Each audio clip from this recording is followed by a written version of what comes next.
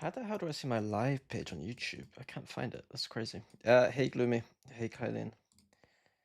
Why can't I find my own my own channel on YouTube?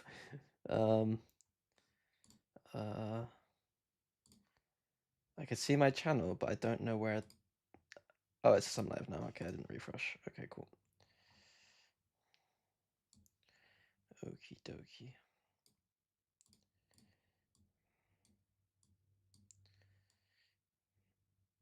Hello, Syrah. Syrah.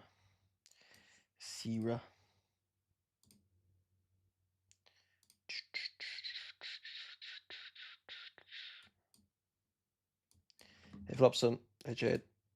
Goach. It is 9:12. It is 9:12.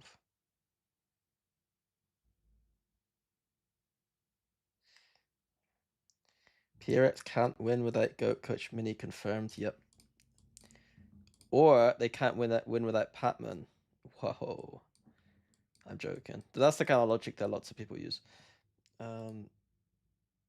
Hey, Ban. 9/11 being yesterday, the day of Paper X's fault. Jesus Christ. That's not... I don't know... I don't know how jokes like that land with different regions, because obviously, like, the further you are away from a spectacle, like, obviously, the less it's gonna hurt you individually. But, like, that even as a British person, that kind of is a touchy subject, I guess. Yeah, Wendler was the problem. We can all agree on that. That's true. Wait, why is my... Oh. We could agree on that. Hey, Jukes. I mean, Pipricks are... like...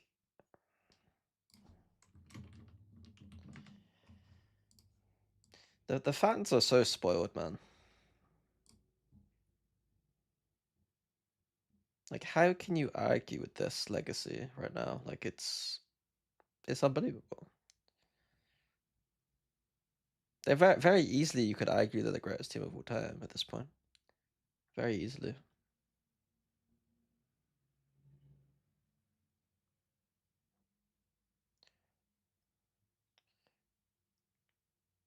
I think Fnatic still win it though. But I think it's a clear cut 1 and 2.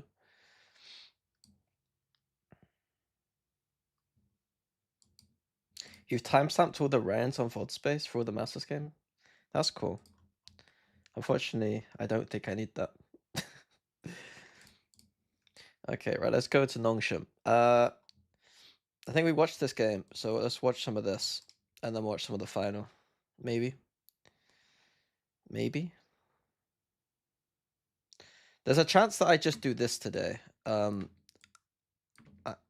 not as like pressed on time because obviously we don't have to like keep up with the tournament anymore. So I might just do this today potentially if I'm feeling hungry.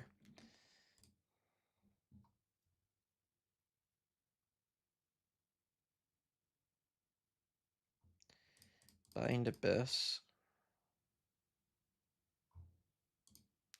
Abyss is weird because it's a map that Nongshim aren't that great at, right? But something went wrong with her energy here. This style. Oh god almighty, Pansy's loud. They're iconic in what they do, be it with a Judge or an Odin. Any way you want to cut this, it is a brilliant game.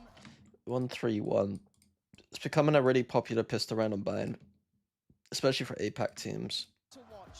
Wherever they make noise, you just rotate to. It's not the best usage of a Yoru, because Yoru can already do this. You can have the Yoru here and have the TP here. So it doesn't really make sense for Yoru to be one of the people doing this. You should just do a one. You should do either a 2-2-1 or a 1-2-2, because the Yoru can be one of the people fighting for an extremity and then TP away, in my opinion. Hello, Benny. I haven't seen it in Santiago for Nongshim, so certainly looking for them to bring the same approach.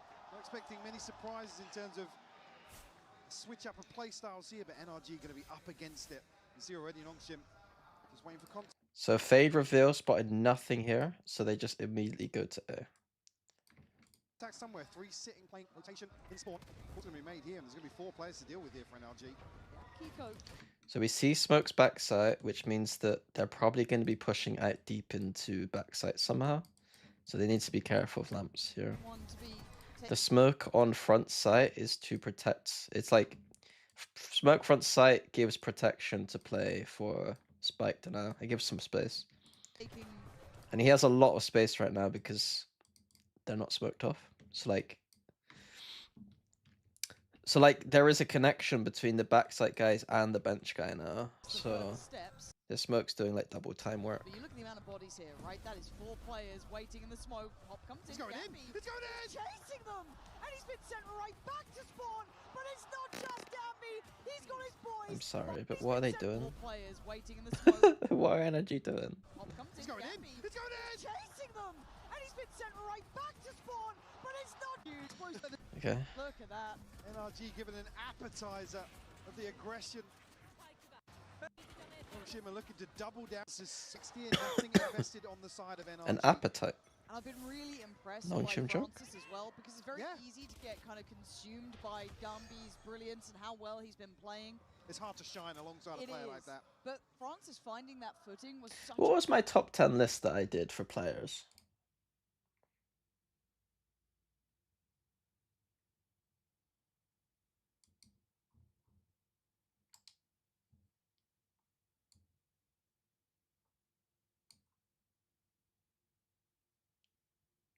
I don't understand this tweet back at me either. Can someone explain this? So like, my tweet is, what can we learn from Nongshim? I put we? What? Why is that a we question mark? We as in like every one. I don't understand. What's the flame? I don't get it.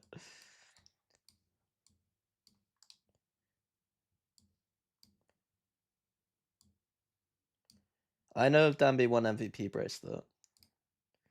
But I'm trying to see what my top 10 is to see how bad it was for a second.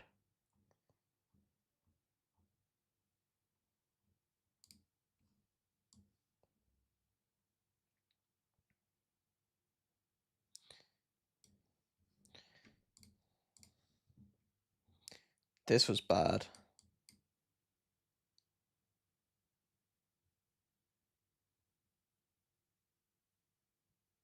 This was bad.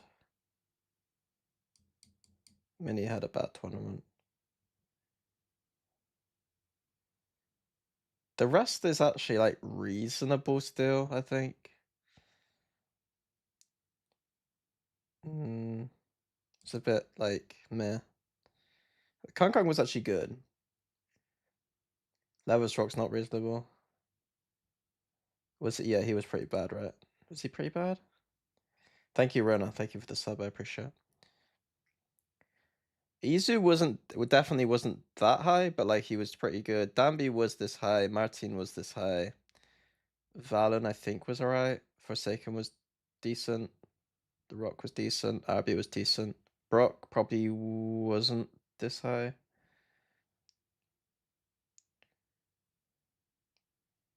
Yeah. I still think Lover's Rock is a reasonable person to put in pre-tournament. I don't think it was... Obviously, he didn't perform as well, I don't think, at the tournament. I'll not Danby number 1, though. I'll take Danby number 1. A lovely addition to the mix. Now, has found Ivy. Yeah. I still think Nongshim are okay for now. Just have to be a little bit careful, as that's an upgrade for Kiko. But again, there is no shields around this. It is only classics, so you're hoping, well, they get a plant. That'd be quite spectacular. Now, I don't know if they take a team out of there. It's going to drift back towards showers, actually. I like that. Maybe try and catch somebody repositioning on site here after. Oh, there, but considering that now.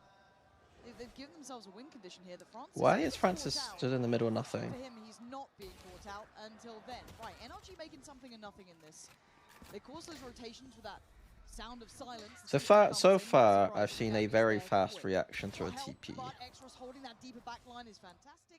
Making sure they contain... And then I've watched them look awful on anti-eco. Again, Marta does have an upgrade here. Not giving much of a chance. He's already done his clearing the site.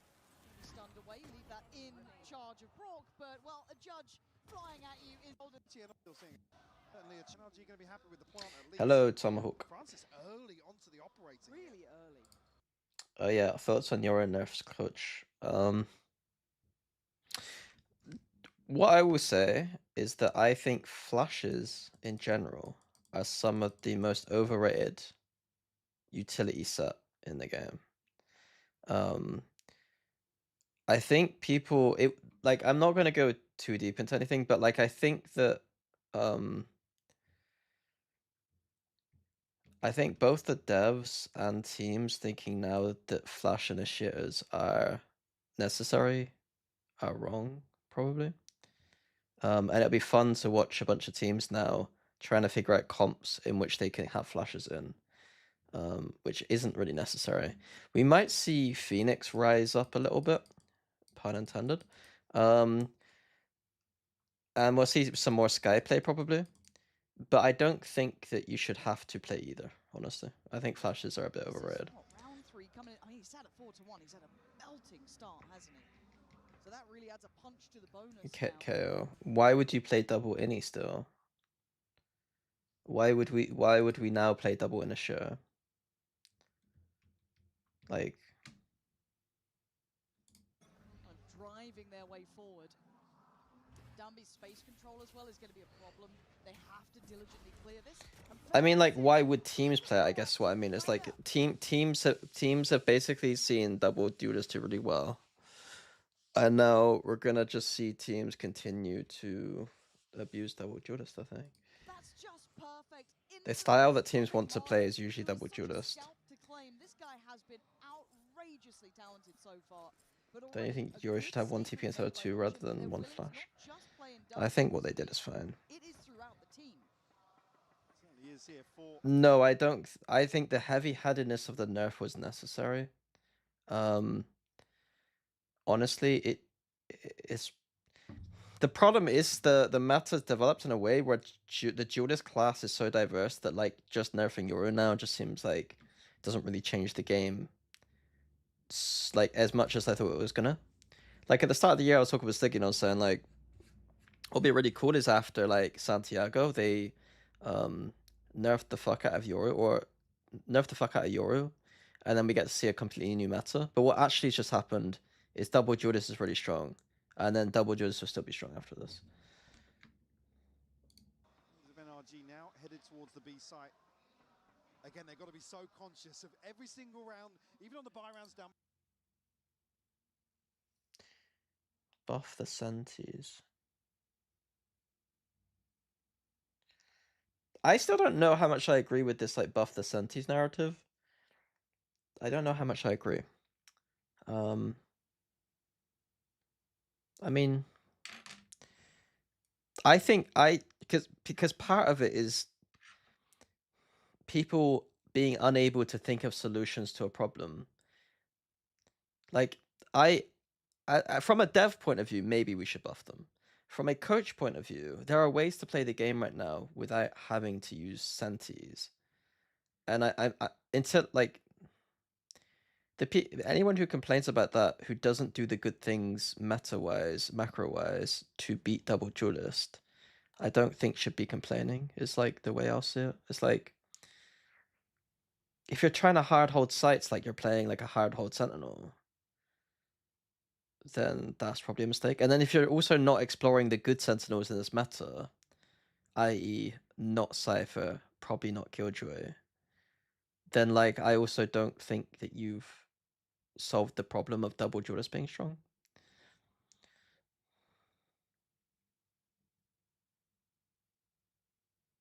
Was Euro part of not having to play Senti the reclears and TP stacks? That's too difficult question. I don't think so. Being here with a judge, his ability to control the long entrance as well. Play. Based on the second player to potentially anchor, could be huge. Play. Well, I get really the easiest way to rage bait me is tell me what to do on my stream. If I want to talk about something that isn't relevant to the game, then I will.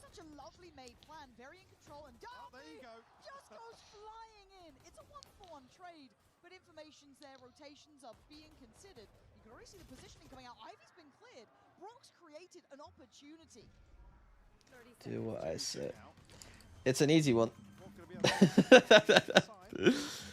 Bro, I don't. That's the only like rudeness that I don't accept. Francis has to break back in with an operator here.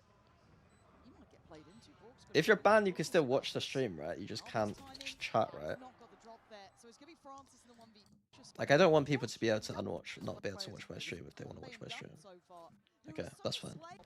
They have to diligently clear this. And Francis, being the troll as well, is going to be a problem. They have to diligently clear this. Okay, so energy in my previous VOD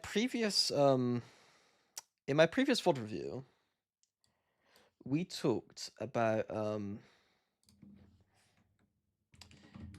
I kind of want to go on a tangent here about energy and about the energy anti-strat narrative. In my last VOD review, we talked about how energy were using the Yoru as like a one-man band in showers a lot to take all the space away from the team they're playing against. Who was it they were playing against in that VOD? And I supposed that... Yeah, it's PaperX.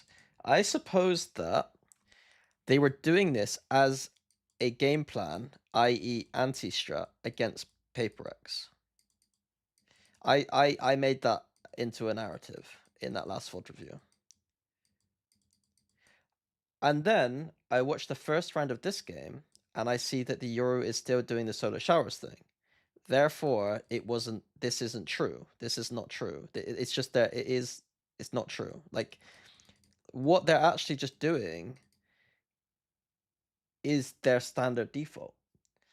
And so that's why I get annoyed quite a lot of the time when we try and make this anti-strat thing a thing. Because even I'm falling into the trap of looking at a sub or a macro and being like, oh, it's NRG, the team that's known to do good anti-strat, the team that always talks about anti-strat. This must be an anti-strat. And then within the next VOD, I'm seeing that it's not really, it's probably not a full anti-strat. Like, there might be subtle ways that they change the way they play, but until someone who's like a Sliggy or a me says out loud every map what the actual anti-strat is, I don't think as analysts we should just be using the word anti-strat willy-nilly. I think we should be like, hey, this team is doing this because of this, and it's 100% an anti-strat. And then the next time they play, if they do the same thing, you have to admit that you're a fraud and that you were wrong. So like that's kind of what I'm getting at with this whole anti-strat thing. So I was wrong. Like the PRX thing was not a specific anti-strat thing. It was just a default they like to run. So yeah, I don't know. I think you guys should demand better from your co-streamers or your analysts who just use the word anti-strat without explaining what the anti-strat was. Being the proactive player. Or if you can't, maybe they do. And if they do, you can't come to my chat after a game and say that this team just anti-strat the other team and then not tell me what the specific anti-strat was. Because that means you're not a good student. Just perfect. Instantly dropping Marder, who is such a scalp to claim. This guy has been outrageously talented so far, but already a good statement made by Nongshim. So nice by Nongshim. If anything, I want to praise Nongshim's prep to know that Marder was probably working showers a lot by himself. And then the Euro TP's first round. You know, it might be coincidence that he went for it, but to be honest with you, I don't think it's coincidence. We saw Marder working showers the entire game last time. Francis' first round goes for a little pick. Makes sense, right? It's not just playing Dumby at this pace. It is throughout. Is it possible they use that anti-strat as a default? No, it's the other way around. The way I would frame it, so someone in my YouTube chat said, is it possible they use that anti-strat as their default? It's the other way around, probably. The way that I would explain the way I anti-strat in Fnatic was we would use our playbook as our anti-strat. So like we would basically look at our playbook and be like, what parts of our playbook would we most likely want to use against this team? In extreme cases, Boaster might come up with something new and new for a team and like go through it on the server and do something new. But like most of the time, my ideas were like, okay, this team likes to do X, we're gonna do Y. Like So I don't think this default became. I don't think this anti-strat, so to speak, for the Euro here became a default next game. I think as a default they like to run, and they might have used it as an anti-strat against a couple of teams. Or, but even then, it's like they probably just like using the default. It's not that deep, you know. I did not watch the Oscars yesterday, and I'm not getting into that. Every single round, even on the buy rounds, Dumby being here with a judge. His ability to control the long end Looked like a pretty bad based on second one. player to potentially anchor. The films weren't amazing either, to be honest with you. That I think so. All the films I liked that were there that I've watched. That is a beautiful series. Such a lovely made plan, very in control, and just goes flying in. It's a 1-for-1 trade, but information's there, rotations are being considered. You can already see the positioning coming out. Ivy's been cleared, but once he feels so in this round, the nice thing was the proactivity from the Euro. And then, is there anything else? And then also consolidating that space from the Brim. We got 3A with someone aggressive with info and a TP this way. Like, they're full defense macro right now. And a judge and hooker. Like, there's nowhere that NRG can go on the map right now that's safe. The best place they can go is B long. Like, Showers, you know, you got a 1v1 technically, but he's going to just fall away. B long's the most open spot, and yet you've got to deal with someone in hooker and a TP fast. Pretty solid as it is. Oh, it's gorgeous. Look at this again. Such a lovely and then NRG did the 2 smokes. Front side. Pretty solid as well. Gets to kind of see contact, sees out. I do want to call out Stiggy slightly here. I saw a clip of Stiggy talking about China being bad a while back, and he was calling out these smokes. And he was like saying that like something we learned in 2021. I think he would still apply the same logic here that this is bad for NRG. But it is kind of funny that like the lens of team you're watching does change your perspective. Like, if you're watching NRG, you're probably like, oh, yeah, but they probably got an idea here. But, like, they have done the ship smokes, technically. Oh, it's gorgeous. Look at this again. Such a lovely made plan. Very in control. And there you go. Just goes flying in. The only thing I can think of is... And then Dumby, once he... No, I don't know. Oh, it's gorgeous. Look at this again. Such a lovely made plan. Very in control. And there you go. Just goes the thing is, PaperX also changed their ban comp from kickoffs, so Anti would be at the window. That's also not true. Like, there's so many times in which like we were... some teams who change comp don't change their entire style or tendencies. I think Navi's a really good example where people used to use this narrative that FPX would change their comp, like EME FPX, and like it meant that it was impossible to anti-shot. But the reality is that some of the comps they switched to were just the same comp, just with a different agent. And so they still do the same stuff. Not got the drop there, so it's gonna be Francis in the 1v2. The color grading of this stream looks off. He's seen it. What do you mean, of my entire stream, or of my camera, or what? Just gone for the pistol. I guess that's one way to do it.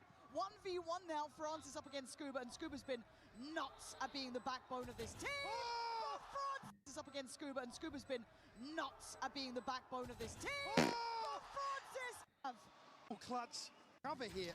Do you think that would be better or worse if all movement shooters are guided? As an experience, watching Valorant would be much worse if the movement agents are guided. Historically, you want to have the casual audience watching agents like Jet, Raze, Neon, etc. because it is fun to watch the game when you watch people do that. The casual audience is going to want to see people running in and getting frags. You know?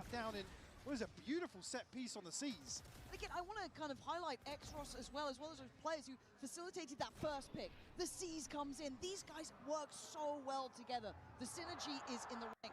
You could do the same with Brock and the Odin if you want to, but it's not a one-man show here today.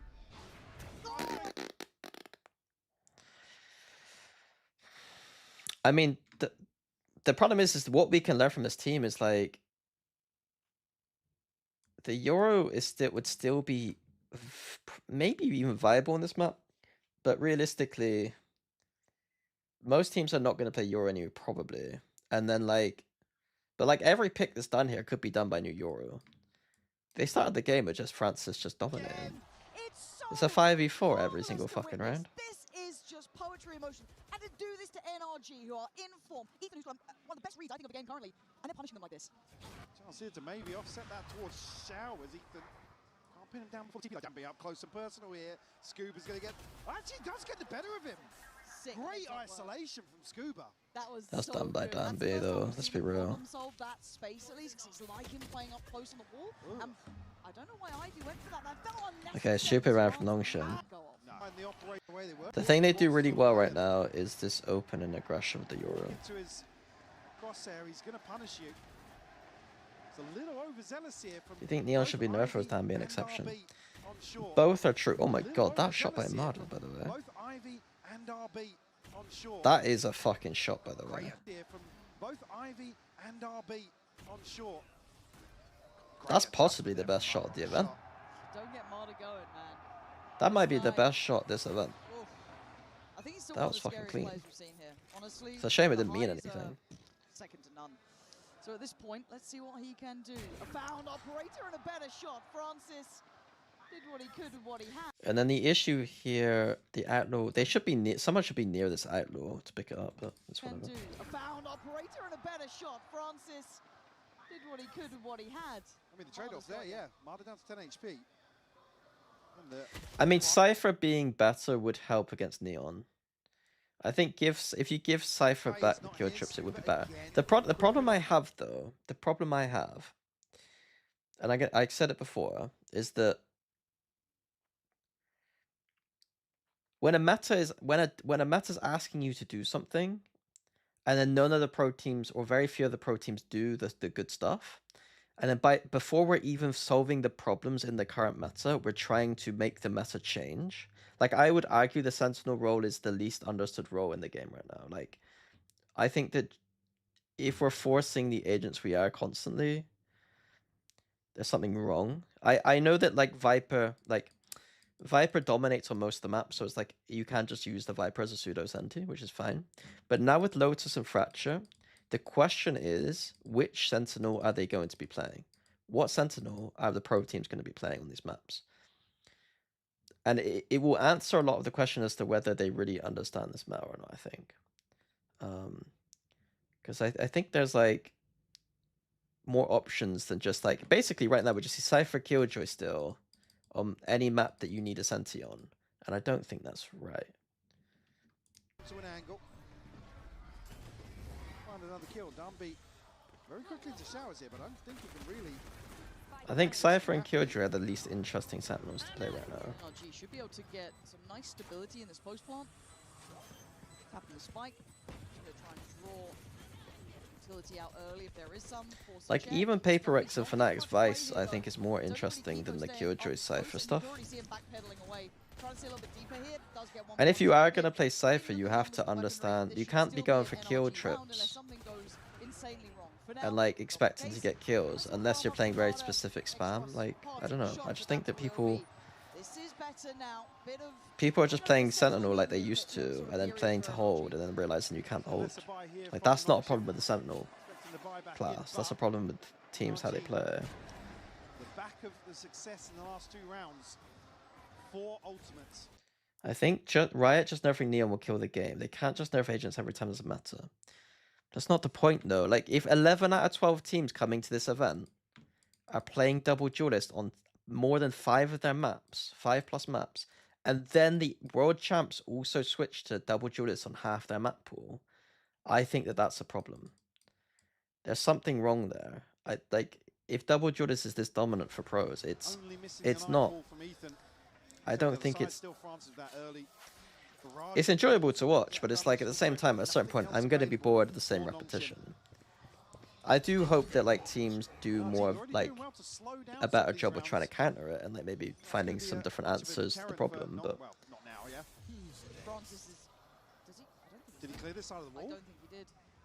But Francis now gets into a really awkward position to a degree. He might potentially have Kiko absolutely unawares. He does, punishing him. And that's a big find here, but you can see the rotation coming in. Marder ended up towards that B side of the map where there's 3 players. There was almost 4 there at one point. Do they continue going towards the stack? This could be, there's 3 players find here, but Kiko into a really awkward position. Every single round is just Francis, man. He might potentially have Kiko absolutely unawares. He's just walking around the map. Punishing him. And that's a big... So what NRG are doing, spread like spread slow defaulting. How many times have they grouped up here to try and win the round at the start of the round? 0 times. They've been 4v5. So Nongshim, Euro aggro every round. That's their idea. And then like this just results in 5v4s for Nongshim every single round. This to me reminds me of EMEA. This is how an EMEA team would be playing still. Whereas Nongshim, on their attack side, I guarantee aren't slowly defaulting around the map.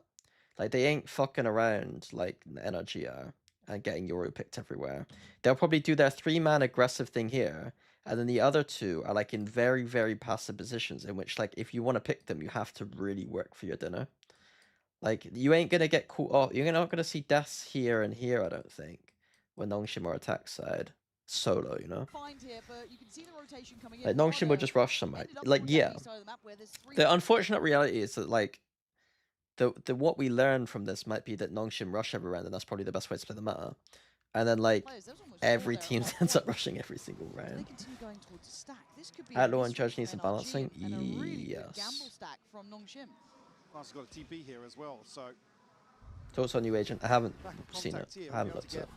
Another player in place very quickly. NRG setting up here with smoke. Vice is still viable, yes. Where's the play in? There's the util. You're not going to manage that dry against...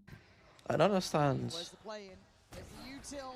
You're not going to manage that dry against Marder. Just... And Nongshim's openings are beautiful. Their mid-range on defense are a bit sketchy. They keep doing weird shit. I'll be considering the rotation, but hangs about. Nice quick days, maybe. EMA will still manage to not do that though somehow. Francis on the other side, Wildcats matter. Yeah, these are individual efforts though, and it's not going to pull the extra player over. They're going to stay kind of cut like this, right? So regrouping with the 3. Ethan still wants this B side of the map. RB head tucked down, finally swings out. Trying to capitalize on. Technically, a bit of it. Someone said wait for Bonker time out. Bonker times out and they rush. They rush, but they got an op. I mean, they got 2 ults. It makes sense, right? They're gonna just raise ult and fight pro. Get a little bit more freedom, but he's going for these early picks, which are risky. But he's been getting the job done. This time loses out. Marder puts life on the line for it, and they get the man to the good. And they are making no subtleties of this, Mike. They are going for this one. I mean, RB could be dead here. Oh yeah, Kiko just shoves him in the grave. So rush number 1, but they did have ults. Let's see what they do when they don't have ults. They go back to default. I don't think that was a timeout game plan shift. It was a we've got ults, can we use them round. And then they might have talked about the ways to deal with the aggression. Look how deep this ult is. It's outrageously far in their spawn. We are fighting in spawn right now, and it is messy. They got the spike now. That's control of the spike. And if you're NRG, you're scrambling here, man. You've got to try and get some. They've thrown a Viper Orb. Look how deep this ult is. So what's the actual strat? It's running short. Maybe aggression here towards short. It's a meat grinder strat. Foxy GG classic. It could be a crunch as well. Looking towards Hookah. This is, yeah, they've got to be on red alert. They know something's coming. And it's Dumby barreling forward, but look at the positioning. Look how deep this ult is. It's outrageously far in their spawn. We are fighting in spawn. I mean, they did use 3 ults for this. They got a spike now. That is behind free up. And P1-2, now they should be keeping an eye on someone slipping that net. But Kiko finding a way forward. This is all amid that. If Dinger, he's 10. So when they this is nice from them. Leaving just 1 player and then like the rest rotating this way. I quite like this. On these sites for Nongshim, they are going to have a great time. They don't have to worry. Yeah, already got players set up for us. Don't think they're going to be actually, I'm going to spec 3 people here. Yeah, RB. Oh, that's rough. On the corner.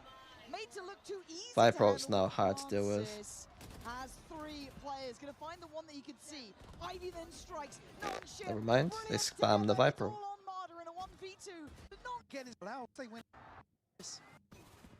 Getting the same sort of play. I think they've kind of gone on to what's been happening here. RB doesn't know that his Molly got beat. There is a little bit of freedom now given over towards Marder, and he gets the drop on RB. Marder has but been doesn't very quite good land the this shot. map so so now far. RB does get to stay alive, but he's allowing for a lot of pressure here. Drop on RB, that is play. I think they The entry back of that. to what's been happening towards Marder, and he gets the drop on RB, but he doesn't quite land the shot. So now RB does get to stay alive, but he's allowing for a lot of pressure here.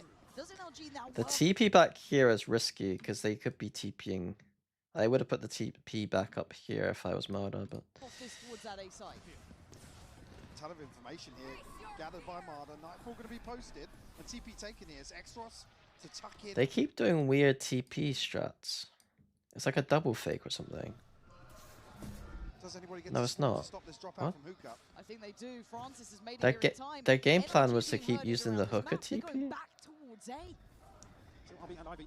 Well, actually, Ivy just took the TP. Ivy now left on island. Doesn't have the pip, but it's not been invested just yet. And it feels almost too late to do it. Yeah, or God, he could be in between. Why no, isn't the Ivy choice ulting is to side? give away the position on Tribox, so at this point they're going to know where Why is he not ulting the side? come in. Look how quickly Darby's here, but he's going to be warded Ivy? away. He's trying to find at least a little bit of a Sometimes I control watch edge, pro but players, last I'm chance like, to find I Marder, and now a 5v4 swing could from do Ivy. better. Can't find Like, the what's he scuba. doing? Why is he Good not ulting? reaction, good shot back. I can't Now shoot onto like the them, TP, but I could use an try ult turn there. tail and run. But Darby's not running anywhere. It's X waiting. 5v4 swing from Ivy, can't find The it. TP Scuba. here was Good also reaction, very good shot weird. back. And they're waiting in the TP in I don't know what case they Nongshim try are and turn doing. tail and run. But It's like they're the Darby's best not team in running the world for anywhere. the first It's half Extras on the of swing the from round, Heaven. and then they're the worst team in the Sending world for the it second to half of the, NRG. of the round. 1v1, Brim v Brim. RB's position is unnoted until then. Brock, great I'm alright. information for the peak. RB. When will you Vod review the finals? Why Why are you, like, so you end it with, as a PaperX fan, I would like to hear your most honest and brutal opinion of what happened yesterday, not gonna lie. Why are PaperX fans, like, it's almost like you're trying too hard to be self-flagellating when you should be happy and excited. How many teams get to grand finals as much as PaperX? 2. There's only 2 teams of all time who get to grand finals like PaperX. You're asking too much if you think that you're going to win a trophy every time. Like, your team did well. I don't know why you can't accept that.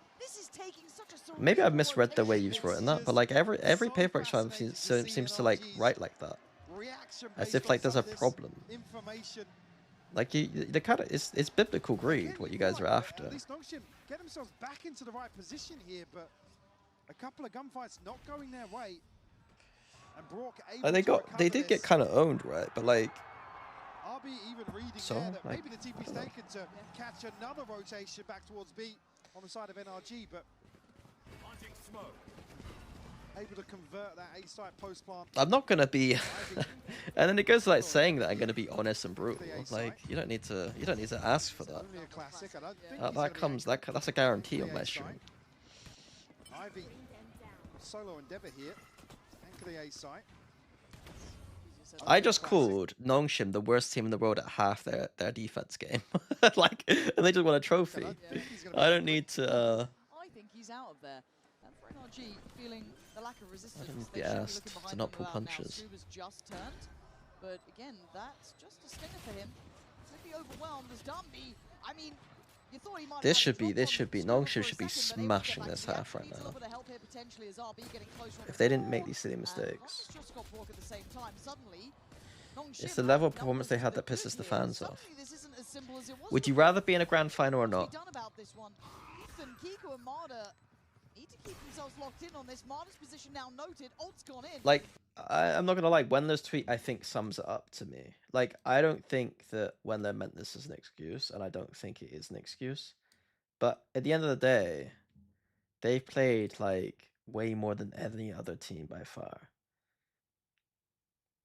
They played 913 rounds this year so far, which is almost double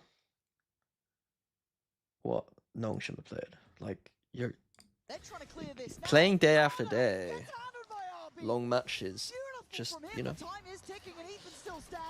that's one factor for sure. It's Ethan. Ethan! Of course! The one man! Oh, that's a nice shot. Ethan. Chris.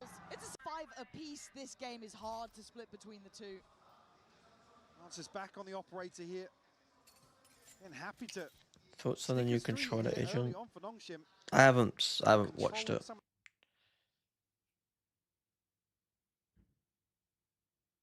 the space. The last time PaperX played, they lost to DRX, didn't they? Like in a tournament. Towards Like... B-Long here.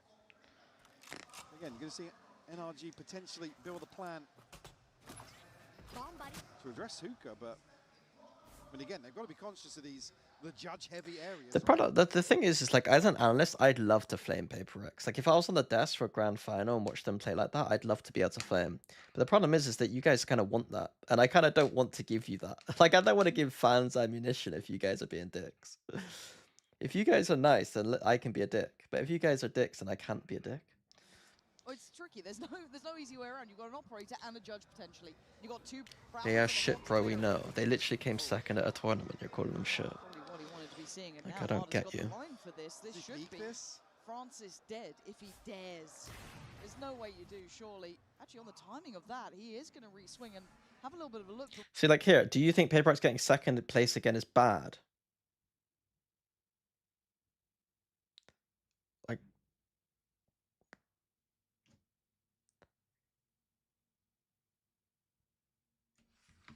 how many teams are there in the world? 12 times 4?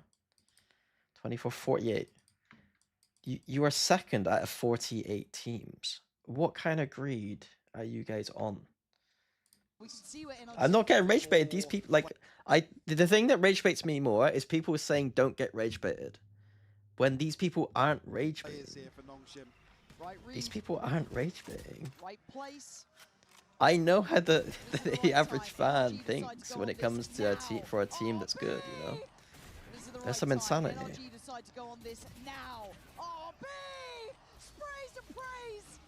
Should the fans expect more from PaperX in a final? Absolutely. Do they have any right to complain about second place? Absolutely not. Kiko is just waiting. RB will fall, but there is a firing squad backing him up. He's got players. Judge to address Hookah, but it's to clear it. Oh, not probably what he wanted to be seeing, and now Marta's got the line for this. This should be Francis dead if he dares. There's no way you do, surely. 4 players here for Nongshim. Right read. Right place. They do just have 4 people here. Like, what we're supposed to do? To go on this now. RB sprays and prays, and this time someone answers. He's got 2 already. He's still going. RB. It's just his name in the kill feed. Kiko is just waiting. It's a nice shot from Kiko. Full 4 catch-ins. Yeah. We have 4 players from Nongshim walking A short, and Francis left to control B. This is his side of the map now. Can the one man hold back the entirety of NRG? They're pushing all the way outside of A here. Francis just needs to slow this down. I don't think Francis can do anything. He had to get out of there, caught the flash. See, even like subtle things like this are quite nice. So the big push here from Nongshim basically is a fuck you to the raise ult and the fade ult, because ultimately you're gonna probably kill them before the fight probably happens, and then they try to ult. And then, like, on this side of the map, we're gonna try and get a pick before they use ults, and then once they use they're gonna use the ults to get into the site because the Yoris put pressure down, and nothing's gonna happen from them. I don't think they would expect that they get this all for free, this flank, but like, holding B site against these ults is impossible. So like, they came up with a solution to that problem that's quite good. I don't know to what level they consistently think along the lines of like, this opponent has an ult, what should we do? But in terms of like the actual outcome of this round, like what they've done was really nice. It's here, quick. Dumby at the speed of light is behind them, and he is there for it. Takes away Scuba, and now NRG need to be on red alert. They split towards Long as well. There's 2 players coming up B Long here for Nongshim. They are surrounding NRG. They are closing this gap. NRG looking for a bit of safety to play from, maybe towards elbow, leaving the 2 on the site. But they are being just tested here. Now, finally, look at that! Explosive as ever! Choking can mean playing badly in a high-pressure situation. Choking a lead is when you get, when you choke a lead. Choking in general can be a high-pressure situation, but to imply that PaperX choke finals when they literally have won finals is like crazy. Like, it's a crazy thing to say. The reality of Valorant, and I keep saying this, and I'm gonna keep getting annoyed by it, is that you guys keep thinking that, like, for whatever reason, when your team loses or when the better team loses, that there was either an anti-strat that happened or a choke that happened, and it's wrong. Sometimes y'all just fucking lose. That was insanity from Nongshim, but look at those rotations, Mike. Yeah, it's just so Variance in this game is high. The teams that you think aren't as good are better than you think. Nongshim were the better team. Like,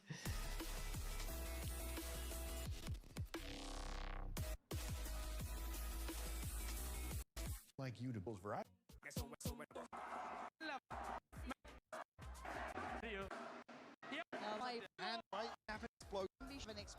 Blow for blow to there, that lovely little 1v1. We've seen Marder having to go toe-to-toe, blow for blow with Francis. And now on the side change, this is when you keep your eyes on Nongshim. We know that pace is happening. again, like, so getting reverse swept is in a church is choking a final. Losing isn't choking. You can choke a final and just be owned, though.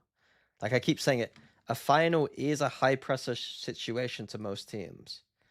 So you could choke in a final by just like I think you guys are like, choking a lead or an advantage is different than choking in general. You can choke with a loss. This is the problem, is that I don't think they choked, obviously, because it's Paper X.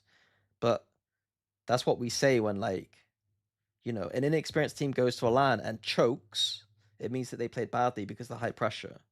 If an inexperienced team got to this final, if Nongshim got to this final and got obliterated by Paper X, we would say they choked.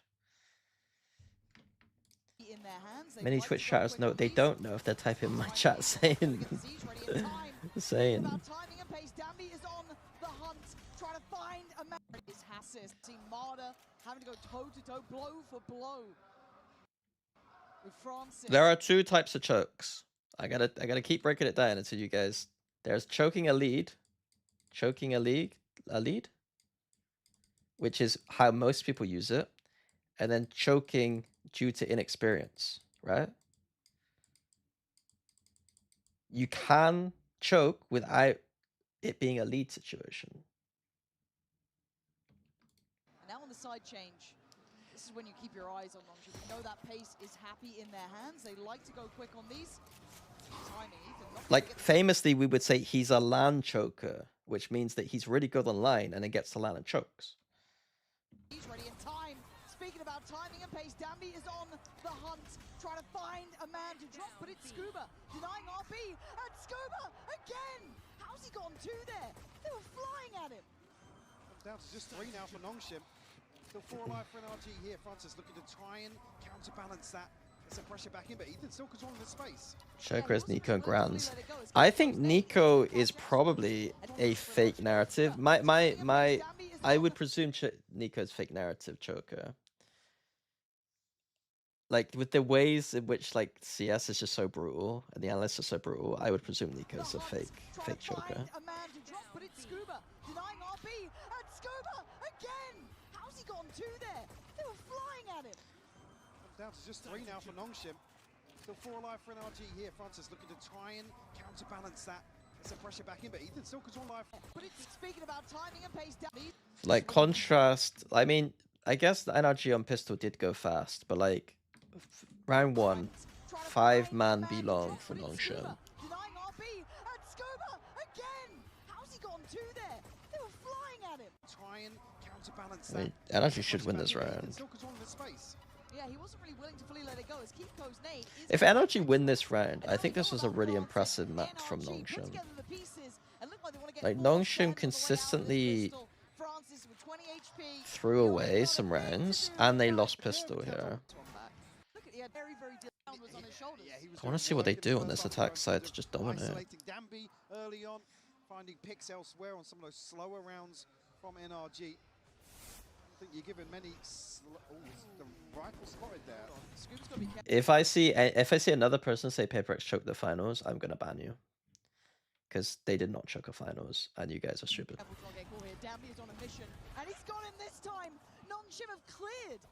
Marder fell towards long at the same time, and they've got a plant. themselves here. Man advantage as well. Like, I have no skin in the game. Like, obviously I've worked with Paper X, so like to some degree it'd be nice for Paper X to win. But at the same time, like I didn't have like I was like Danby, I put as my #1 player. Like Nongshim having a new team wins kind of fun.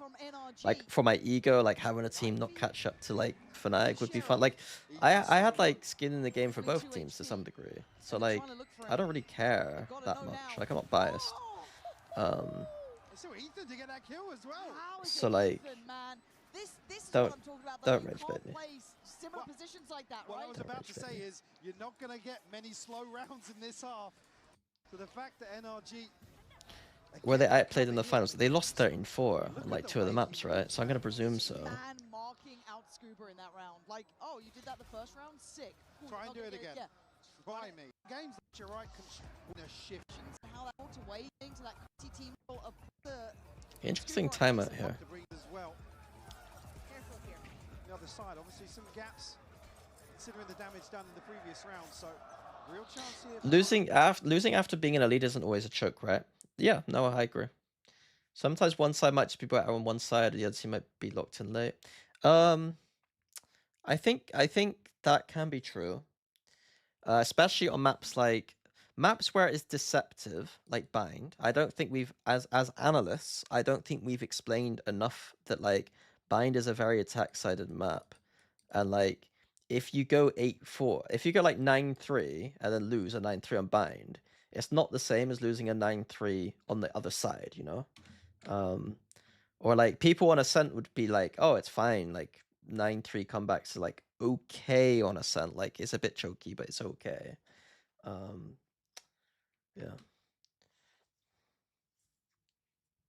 To deny this bonus, themselves on the board here in the second half of Bind. And looking to pressure towards Ethan once more. Willing to play right on the edge. I think choke narratives are more like if you can eye test and see that the team is actually whiffing shots and making bad calls, then I think it's fair to call it a choke. If they were up heavy numbers. Again, the pressure point almost comes a little like most of broadcast analysis is just trying to make big narratives, even if it's not technically 1000% truth. Like adding narrative to the game, adding story to the matches is basically the job, right? Okay, so yeah, like I said, you're gonna see the 3-man heavy default from Nongshim at Belong. I think this is a much better default than the runs that we see from other teams on this map. Interesting here that we still said I said that I expect 1-1 here.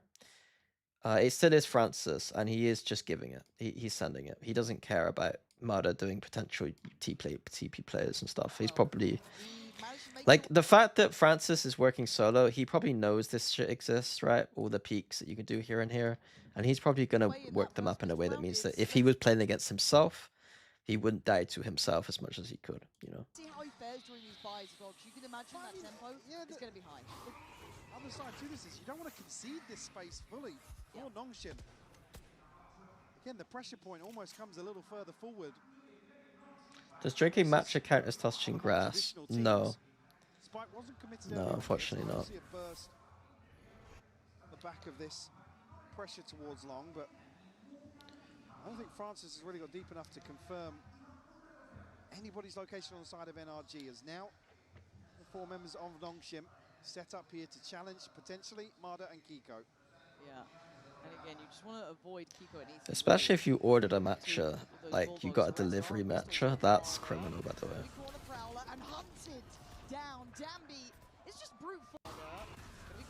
Okay, just kind of a low buy from NRG, so not too much to analyze.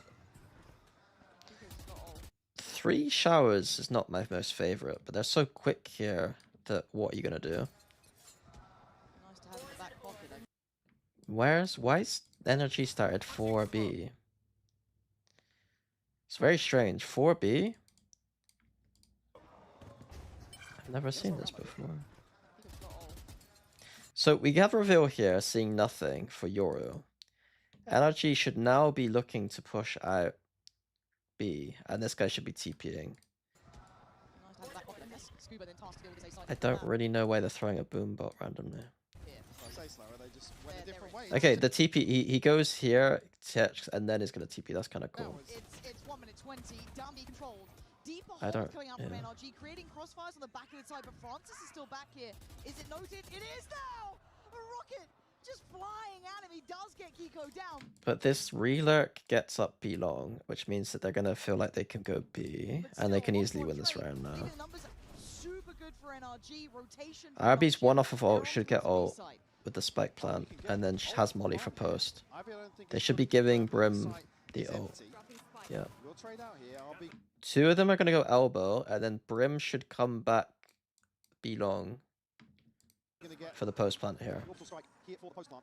Do you have a molly as well? So we've got snake bite on Ivy. But I like seeing Marder. No, And I don't use that molly. He's with Scuba, I imagine. Thank you, RB. Working on this backline early, right? If they're going to play for the post plant, we need to kind of break. So they've opted more, instead of going to elbow, they've just opted to protect the Brimstone, which is fair. If they just keep Brimstone alive here, it's good. I don't know why RB is deciding to play the worst angle in the game, where he can't use his molly, and he could be easily cleared before using his ult. He should be stood right here right now, and the other 2 should be bodyguards. A bit here, and they have decided it's towards long. This is going to be tough for NRG to break that Yeah, through. time is really the biggest concern here. If snake bite The goes only thing I can say is that, like, they're probably not... If these 2 fought like idiots, he's probably not going to get cleared, because they're not going to expect him to be in this There it corner. is. I'm pretty sure I just saw it. Is that on? I'm not sure if that actually missed. This could then put Nongshim with a little bit of false confidence here, as Ethan does It is get kind of what control. happened. still as well. Yeah, I mean, there's still But ultimately, I don't think RB come played that down, particularly but the well. round Like, is long gone.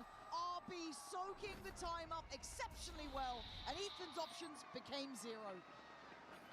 The fact that they actually have to shift walk as deep as they do, because on the backside of that, it's Ethan posted up, watching towards elbow, very deep in spawn, so there's no pressure coming towards site.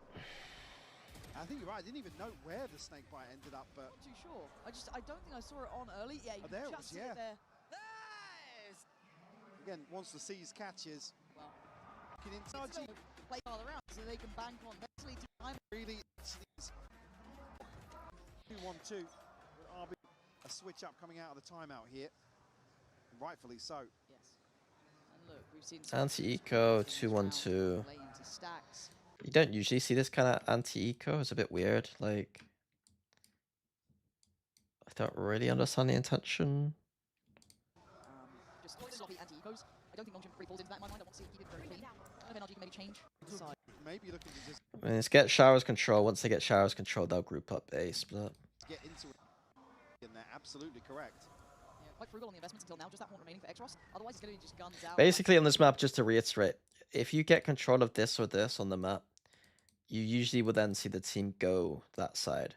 Because getting control of like this or this is enough to go to the site. But adding that little bit of spice here or here, where it's a bit more dangerous to get control here or here, means that you almost certainly will see a split on the site. Because the control of the other spot is like inherently a bit easier, or a bit nicer to take. So yeah, anytime you see someone get to here, you expect a late A split. Anytime you see someone to here, this one's a bit more dangerous. It's a bit more like some teams would default it with the intention of dragging rotation and then go up A, but Can they find Brawl? generally A speaking, bit slippery here. you'll see much more In the splits smoke, something if we you get considered, hook or so I Showers. imagine Nongshim are as well. I don't want to call it 30 seconds hesitation, but left. they are playing this very, very slow. But look at Yeah. the positioning from Ivy, for example. That was kind of the one trap I thought might have caught something. But Do you know what Nongshim Nongshim are doing to very have such diligent. This is high again eco win rates? control I don't love know. I've seeing not from this seen team. that. Yes, high tempo, yes, high pace, I would but you presume have using this- shotguns just to some loving degree, right? what I don't Ivy's know. doing as well, reading into the fact that NRG Sleepy can't mini. go into the pressure in some of these slower I'm not that rounds. sleepy. You've seen him do it in the buy rounds. You saw the lurk previously towards B site. Absolutely pivot. I think NRG are going to be giving it a whirl. Have what they want. I hate conversations about bracket advantages being anything to do with the days. Like, someone said, isn't the advantage having an extra day to prep? Like, I don't know what you're talking about, but anytime that happens, anytime that scheduling is an advantage or disadvantage, I'm like, I think that's a very slippery slope. Like, this is a very slippery slope because it's not intentional. They just have to schedule games in a certain way. and they just do it based on what makes the most sense. Not necessarily the most competitive integrity route, you know? Like, it's just what makes the most sense overall. So yeah, I don't like... And then we haven't come to any consensus as to whether having a day or not, or stuff like that. It's like, I don't know. Some teams will say that they'd rather play 2 days in a row so they're warm. Like, I don't know. Heavy stack from NRG. It's almost teed up for them to succeed in that regard, but it's just a huge positive. And obviously for the series, to then go to Abyss, it's also another consideration. What we saw versus G2 in terms of the firepower question. Who's next? How can you help a team understand how to counter these things mid-game, coach? As a coach. What things mid-game? What things? Almost teed up for them to succeed in that regard, but it's just a huge positive. What I was talking about with this and this? Is that what you mean? Or what? Okay, so... I mean, the first thing is that you shouldn't just let go of showers and hookah every single round. You shouldn't be letting someone walk into this space every single round. On hookah, especially, you should be ready to crunch them on hookah. On showers, it's just about putting enough pressure on where they can't just walk in for free. Once you know that the team has taken showers, that is a cue to get aggressive on the other side of the map. Because often if a team has showers control, you want to confirm the showers control, maybe with a Predator or a Dog or something. And then you probably know that they're probably... This is why the Yoru is really good. Because like the Yoru could be here and to be TPing this side. And they could go B still. But most of the time, they're still probably going to group up A. So it's about getting information on showers, then getting information here, and then starting your proactive push out. Because you know they're probably going to go A. But again, with Yoru, it's a bit more difficult because the Yoru could come to here and then TP out this way, and there could be 5 people here. But hookah's less of a problem. I think hookah's more dangerous to try and walk in naturally. You've got like lines up here, judges could be here. And then also, hookah crunches, I think, are very powerful tool to deal with that. Did you say this run was better than your Fnatic Tokyo run?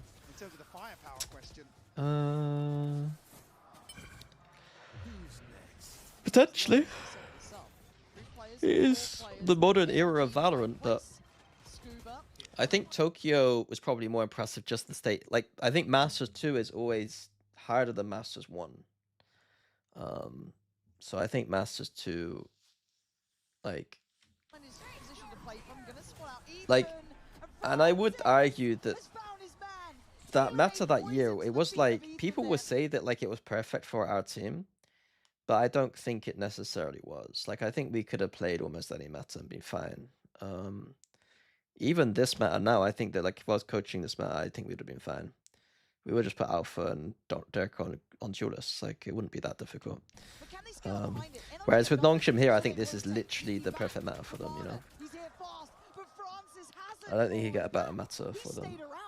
Reading this as a rotation here. Kiko down to 21 HP. He's drifted out hookah. Look at Darby's position. But I think that it's reasonable. I think if someone made the claim that this run was better than our run, like I wouldn't necessarily disagree. Like I think it's reasonable take. The next victim, Francis, is a nightmare coming to life. Espada is being herded by Ivy. This is sophisticated dominance. I think that the narrative and context around the team, it's makes it impressive to me. Hello, Yor. Hello. Another multi-kill for him. Up to 11 now. And everything falling into place. The stun here to set this in motion for Francis as well. You see just the instant they didn't beat anyone in groups because they were first seed. Ability to capitalize motion. Sorry, I completely missed this round. Scuba set this up. 3 players, 4 players, NRG right place. Scuba. How did NRG not win this round? I mean, Francis just dominated this round. What can Francis play now if they didn't play Yoru? I think Yoru may be okay on some maps, but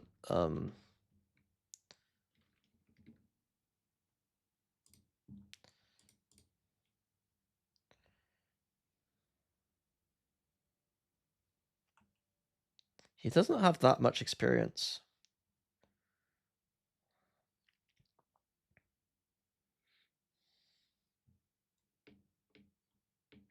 His Euro is a lot better than his other agents right now. But can they scale up behind it? Energy of numbers, so they rotate. TP back for Marder. He's here fast. You guys are saying he's good at all these other things, but his stats don't show that he's amazing at these other things. His fade looks pretty good here. Ah, it's KO in a couple of games. KO, okay. It's reasonable. It's reasonable. It's reasonable. Yeah, it's reasonable. Yeah, I think he would that pretty well. This is a rotation here. Kiko down to 21 HP. What are the Euro nerfs again? Like, I'd have to actually go on the server and test them, to be honest, when they come out. I suspect that, like, very few teams will play him right now. And then there will be some teams who, like, realize that, like, if the nerfs aren't as bad as I thought, then, like, we'll see it in a couple of maps or something. TP Joras and halved and flashed to 1. I think it was still it could still be played. It could still be played. I think it would be like one of those things a bit like Teo. It'd be like Teo. You remember Teo was like absolutely busted to the point where you had to play it. And then we saw no Teo. And then we saw some teams start experimenting with Teo again after a while. I think it'll be like this, where it's like busted Teo, and then nobody plays Teo after the nerf. And then a couple of teams are like, wait, it might still actually be fine. Francis has come alive once more for Nongshim. Another multi-kill for him. But still less defaults, because who needs defaults? Flashes are overrated, it's fine. People always overreact to agent changes. Yeah, but this is huge. This is cutting... You cut his kit in half more. I think it's fine to react to this change quite aggressively. You've cut his kit in half. The reality, though, is that, like, how many of those times do we actually wait to the last 15 seconds? And, like, what will you just see a stylistic shift in the way you see Euros? If you're a very good Euro player who can greed TPs more, and your macro cannot rely on cross-map TPs anymore. But you can play it like a chamber still. Now. Get everything falling into place. The stun here to set this in motion for Francis as well. Like, you become an aggressive chamber or jet player at that point on defense.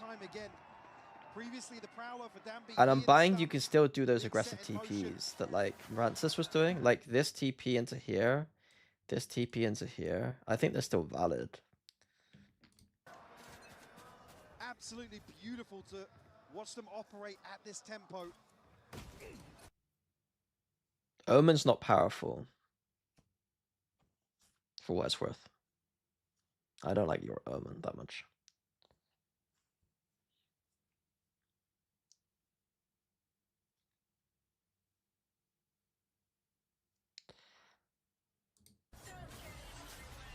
Do you still go out with the Fnatic boys, including Leo? I have not seen Leo since Shanghai.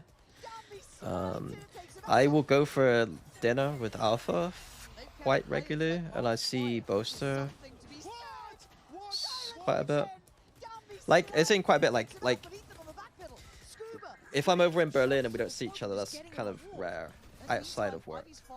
Obviously, when I work the desk, right, so when I'm in Berlin, you know, if they're playing on the game day, I try and say hello and go speak to them for a bit. Generally try and do something with the Insu and Jake, or go for dinner with Alpha or something. The hotel I'm at when I'm in Berlin is quite close to where Alpha likes to eat hot pot, so I'll go hot pot sometimes with Alpha. And Durka lives really close to my hotel as well, and so I've like bumped into him a couple of times.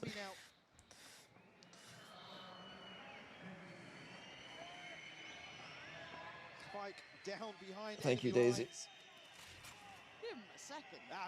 Yeah, controller. Omen's pick rate is high, but I don't like Omen that much. I think it's fine.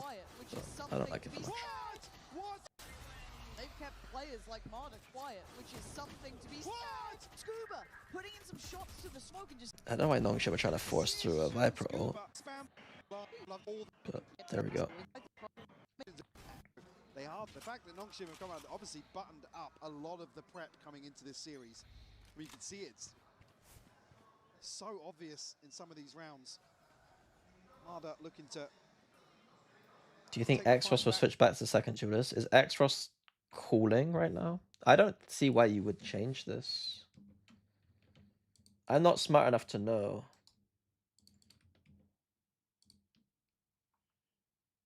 Like, Xros was doing pretty well in big moments, right?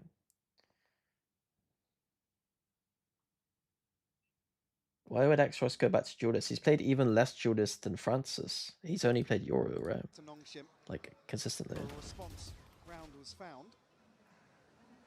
Francis seemingly Is it common for players to have separate accommodation?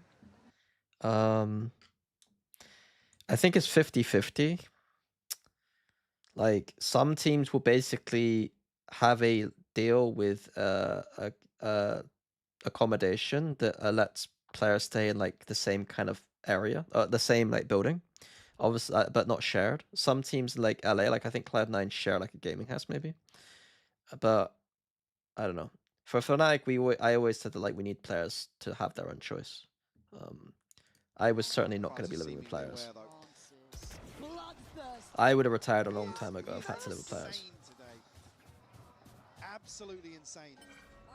Just a big stage player, man. Just gets better the deeper they go. And that's a man to the good about the engagement here towards 8. Connected. And wants to make use of this utility. Timing, they've already beaten the smoke, they're already out. And Francis can clear, Danby can clear backside here, but I don't think he's going to manage to find any of them. There's that ult combination coming through. It's kind of a waste to some degree. So again, they have to try and catch this cross. Great catch there from Broad. That's a spike Or down. not. It's Danby now just patrolling the site. Operator out. It's a nice flash, man. Danby doesn't care. Danby's opping as well, that's funny. As Kiko and Scuba get closer. Kiko's kept this space the whole time, but Scuba finally makes it through, spots out Francis. Yeah, I think if the devs think that this nerf means we'll see loads more fashion shit, it's just not the case. Especially in ranked. I don't think we'll see it in ranked. We might see it in pro play, and I don't think it's maybe correct, but... Who's the silliest player out of the game you've worked with? Magnum. Just to come the Argo. Oh god, yeah. And to put up this sort of performance, to be the one to really challenge 1v1. How tight knit are the pros in EMEA? I feel like the Americans literally everyone knows each other, and even in Pacific, it's not as common. It's not as common. Pros tend to play ranked with each other quite often.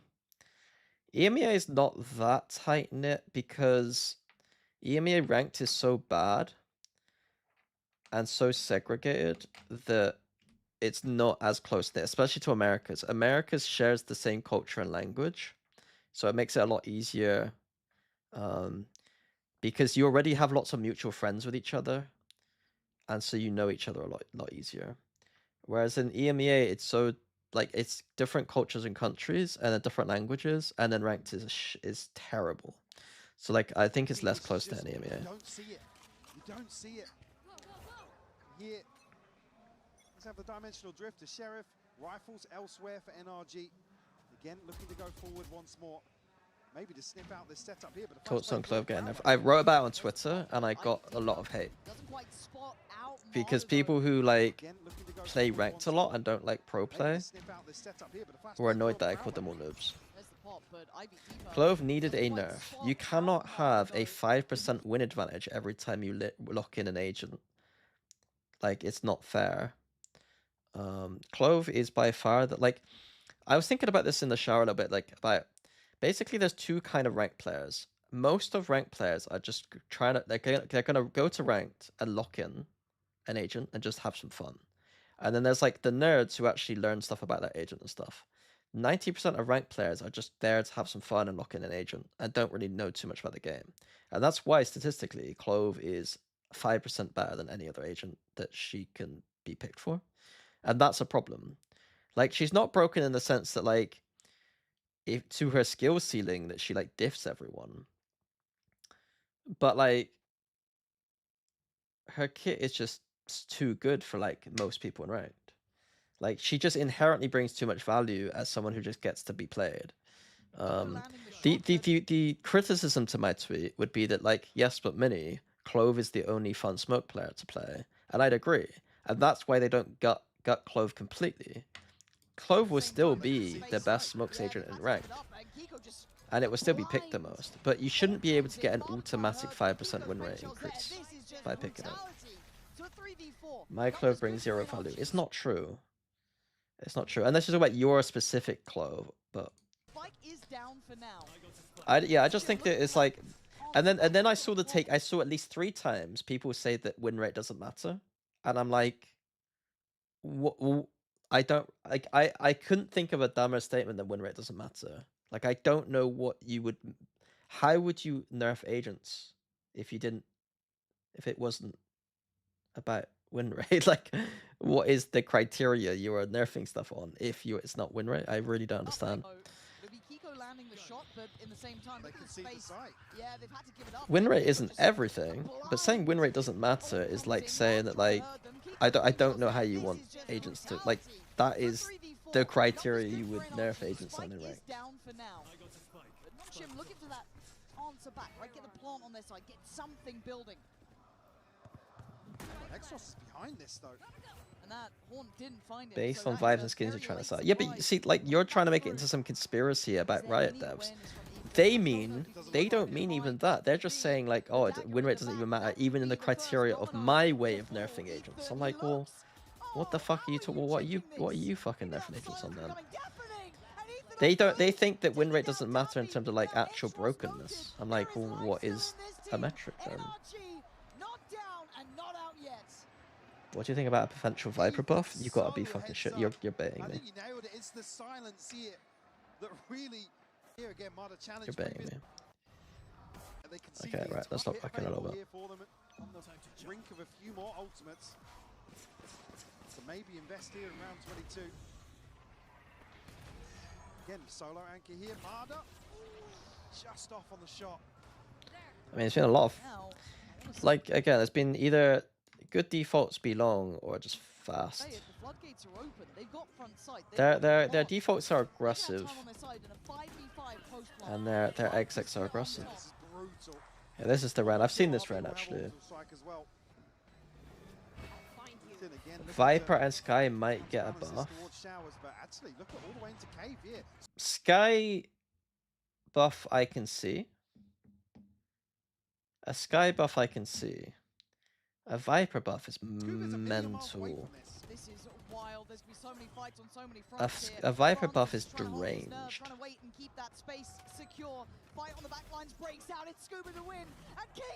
Unless they're trying to hard... No, it's deranged.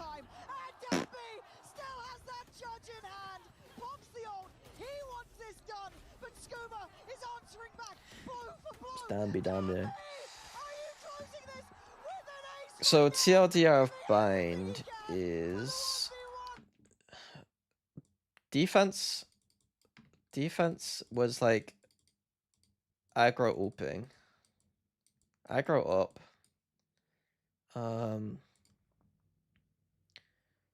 like this was the positive. Positive was like they were like stacking good positions, stacking quite well. The negative was like closing out rounds was quite bad. They should have won defense half a lot harder. Attack side, the plus was they do the right 3-1-1.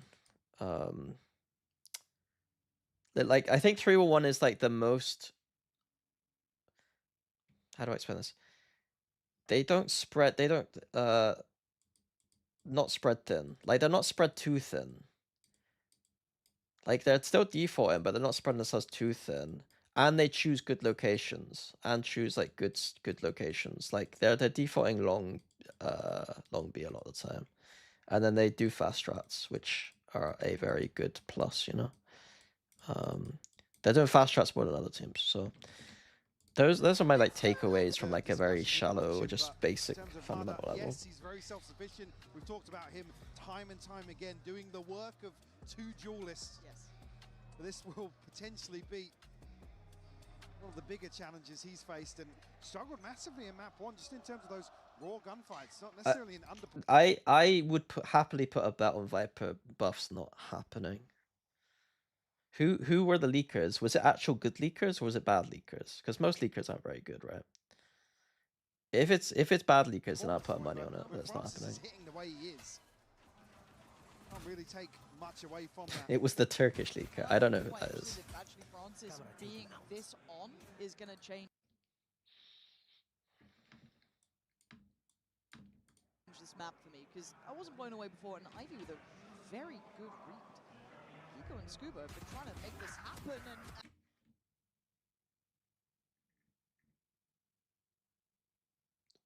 Did the Riot devs say that nerfing Euro will bring back Sentinels? Because that's not what I read. I thought that they were trying to nerf Yoru for flash initiation to be better, but that's not true either, to be fair. being this on is gonna Look at Ivy's ammo, first round. Okay, one sec. change this map for me, because I wasn't blown away before, and Ivy with a very good. What's the leaker? And he's like one of the leakers. What do you mean the leakers? Like good or bad?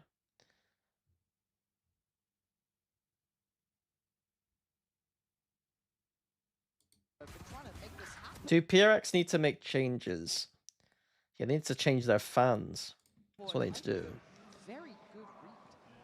Kiko and Scuba have been trying to make this happen, and I mean, Ivy just caught both of them. Again, the preparation, the understanding is just paramount. Like, how are they? I'll be honest though. Like, I'll be real. Most PaperX fan, I don't think PaperX fans are as toxic as people say at all. Like, when I was involved with the team, and even when I wasn't involved with the team, it seemed mostly quite positive.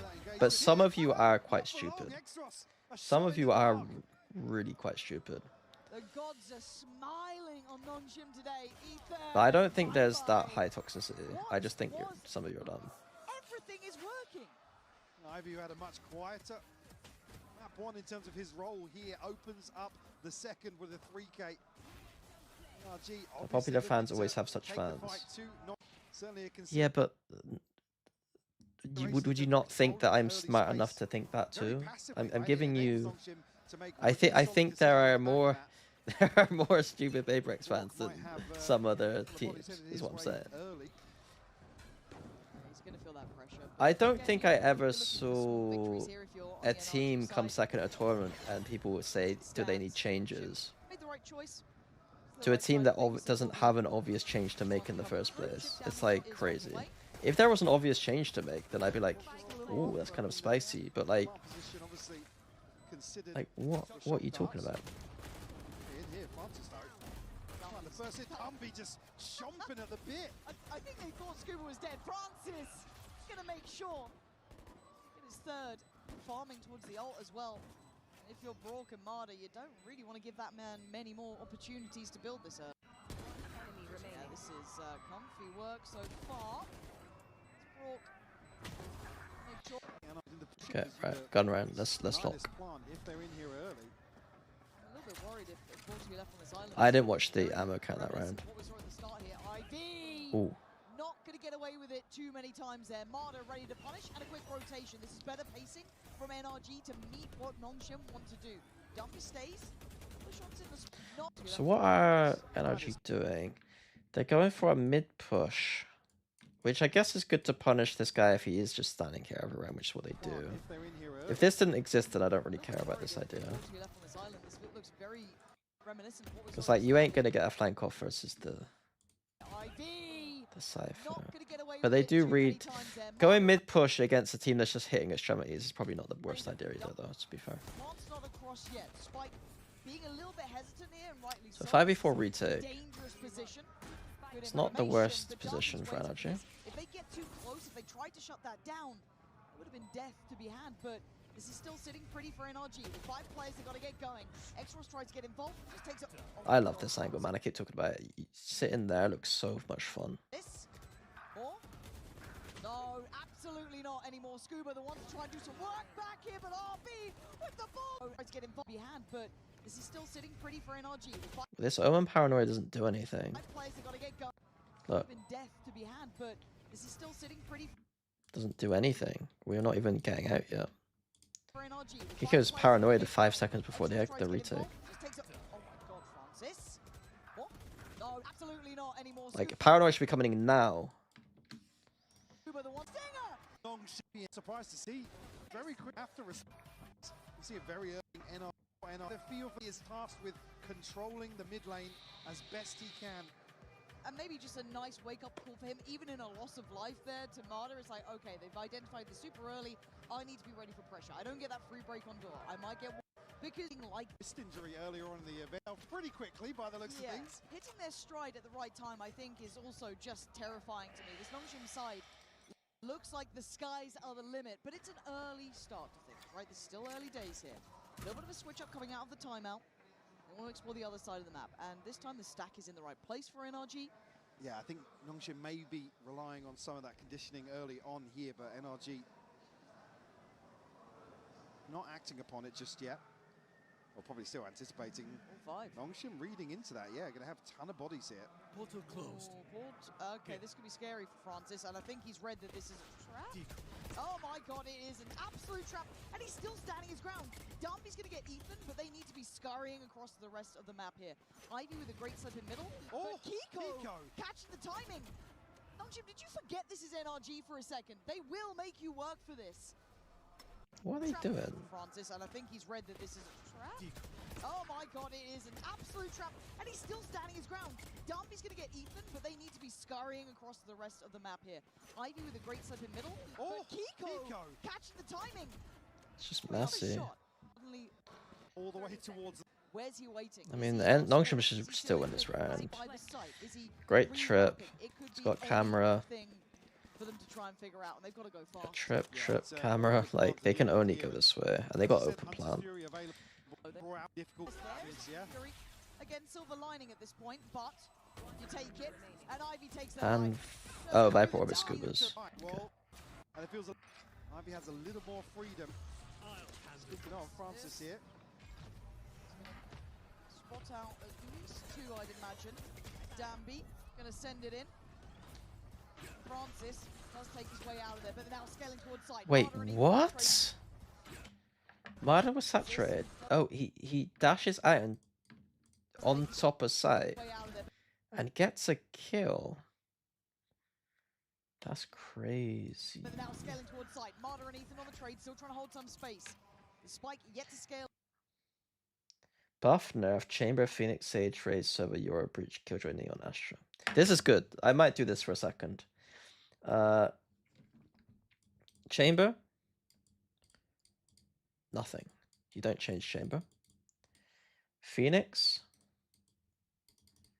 Nothing.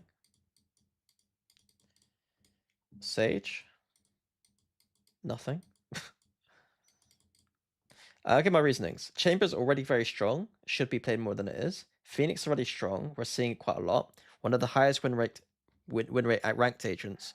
Buffing it at all would mean that it's too strong in ranked. Sage is already the best ranked agent in the game. Highest win rate agent, and has been, like, it's battled with Clove for a while, but like pre-Clove it was the best, and post-Clove it's the best. And it's valid in pro play in niche scenarios. Raze,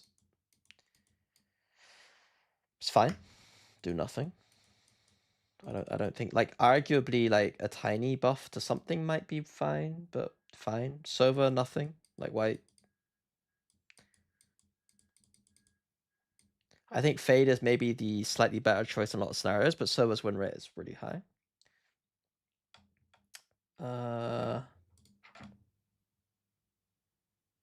Yoru, I mean, it's now just been killed, so nothing. Breach, I don't know how you buff. I don't know how you get Breach to a state where it's not. It needs a buff, but I don't know how. I don't know how.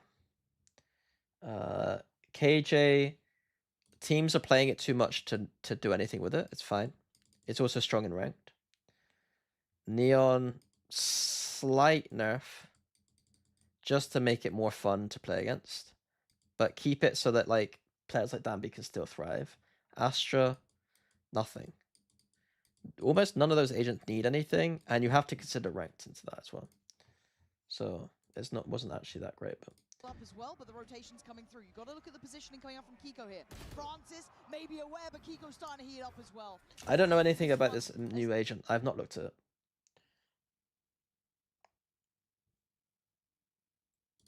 Nongshim don't get the same sort of doing the breach stun first bullet accuracy thing won't make it pro play viable. So they don't have anywhere to sit back to in a post plant. Considering Kiko pushing up here, the plant will... The only way I think you can make it pro play viable is have, like, the way I would do it would be something like, when you use the first stun, after using your E for the first time, you then get like it's almost like Flash in League, where like, you know the Flash where like supports take, where you get like a Hex Flash or whatever the fuck it's called after, where like, if you use the right mastery, you get like a little flash version after. The only thing I can think of for breach is like, after you use your initial stun, then you get like an access to like a mini stun or something that's weaker for like 20 seconds or something, or 10 seconds or 15 seconds or something. I don't know. Maybe something like that. I don't know. Well, to come in here, a little bit of utility to follow up from Ethan as well, who's actually wrapping back towards Kiko. This is nice from them. Again, for Borg, just needs to play his life and be a little bit careful. Oh, what a shot! Oh my god, damn, he looked on it for the second as well. Neon just needs... Okay, the biggest thing with Neon would be shotguns. Nerf the interaction between Neon and shotguns. That's the biggest thing you nerf, probably. They might be able to go for the plant now. Catching Ethan there is wild, because they knew it was Kiko down there earlier. Okay, let's go back. So he dashed top side, trades come in. Kiko has TP'd flank. Nice run from NRG. Mada's creativity here was unparalleled. Considering Kiko pushing up here, the plant will be considered. After coming here, a little bit of utility to follow up from Ethan as well. He's actually wrapping back towards Kiko.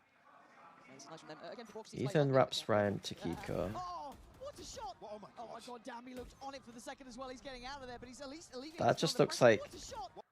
Borg just needs to play his life and be a little bit careful. Ethan whiffing. And then Kiko whiffing a little bit there. 40 HP, couldn't get in. Goes for a little bit of a brawl and then looks back. He's doing it the best he could. Trying to make something out of nothing. But now it's on Extros in a 1v2. Position will be noted. Kiko should be on the close. Huh? Mainly, Kiko does really well to play his life here in the back lines. Not feeding into Danby too much. Do you think Nongshim were ahead of the meta? Most people refer to the meta as in agent choices. In terms of agent choices, they aren't ahead of the meta. Almost everyone's playing the same meta. In terms of the way they play the game, this meta suits them perfectly. I wouldn't say they're ahead or behind, because I think in some respects they are just perfect for the meta. And I don't think it's like they would, even if the meta changes, I don't see them changing their play style necessarily. I think they'll continue to play like this. It's just right time, right place. And I think the style they have is very good. Like, I still think their style would be very good in different meta. It's just that like this meta is like perfect for it. I.e., they play really fast. They play to group up and play fast a lot of the time. That's not to take away from them at all. I think they do that stuff really well too. Like, it's not like that's all they do. They don't just group up, play fast, and that's it.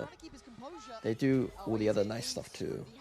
Like, a lot of the micro stuff is good. Yeah, definitely.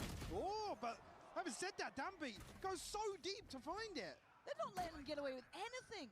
Again, middle's still not feeling great because you've got Ivy on this. What? It's things like that that I think that basically over the year they'll start to realize is a weakness in their game. It's like closing out rounds. Like, why? I don't think Ivy needs to wide. Like, you don't wide swing this angle if you're a lurker in a 5v4 right now. You just jiggle peek to see if there's anyone there, and then you take the timing if it's open. But instead, he's gone for a wide swing like he's taking a duel, when he doesn't need to take a duel at this very second. And he gets away with murder, technically, getting a 1-for-1. Brilliant win con but he gets one. Yeah, so he relied on his aim to get a kill. He didn't rely on anything else. You remember how I keep saying about how Leo was so good because like he took into account when he needs to take a duel or not based on all the factors in the round. Leo would never take that duel. He would do a jiggle peek. Where these players are. Rourke trying to set something in motion though. Joined by Ethan here. I think in this meta you need your duelist to do some of that crazy stuff. But in your 5v4s and stuff, the same rules still apply in my opinion. If they won Masters, aren't they the meta right now? Nope. That's not how stuff works, unfortunately. You can win a tournament and not be playing the best ideas. Really showing the brute fight. Danby is so active. It's just like taking early angles to just fend them away. Makes it pretty nuts on Nongshim's side. They are out kind of positioning. Like, do I think that Sentinels at Reykjavik had the best meta ideas? Probably not. Yeah. The initial approach for NRG fell pretty flat in the first few rounds, right? Whether or not after that early timeout actually called a switch up here in terms of approach. It was the Wild West back then, though. I wonder if they start pulling rotations just of the pressure from Ivy, and if they get maybe a little bit of a look towards RB, but we do see Xros investing the owl drone, but Ivy again is just bullying. Yeah, literally T1 with that tail. That's pretty much what I was thinking. Was T1 with that tail. Set this round in motion. I have a response found here from Rourke. But I didn't want to get into some debate, basically.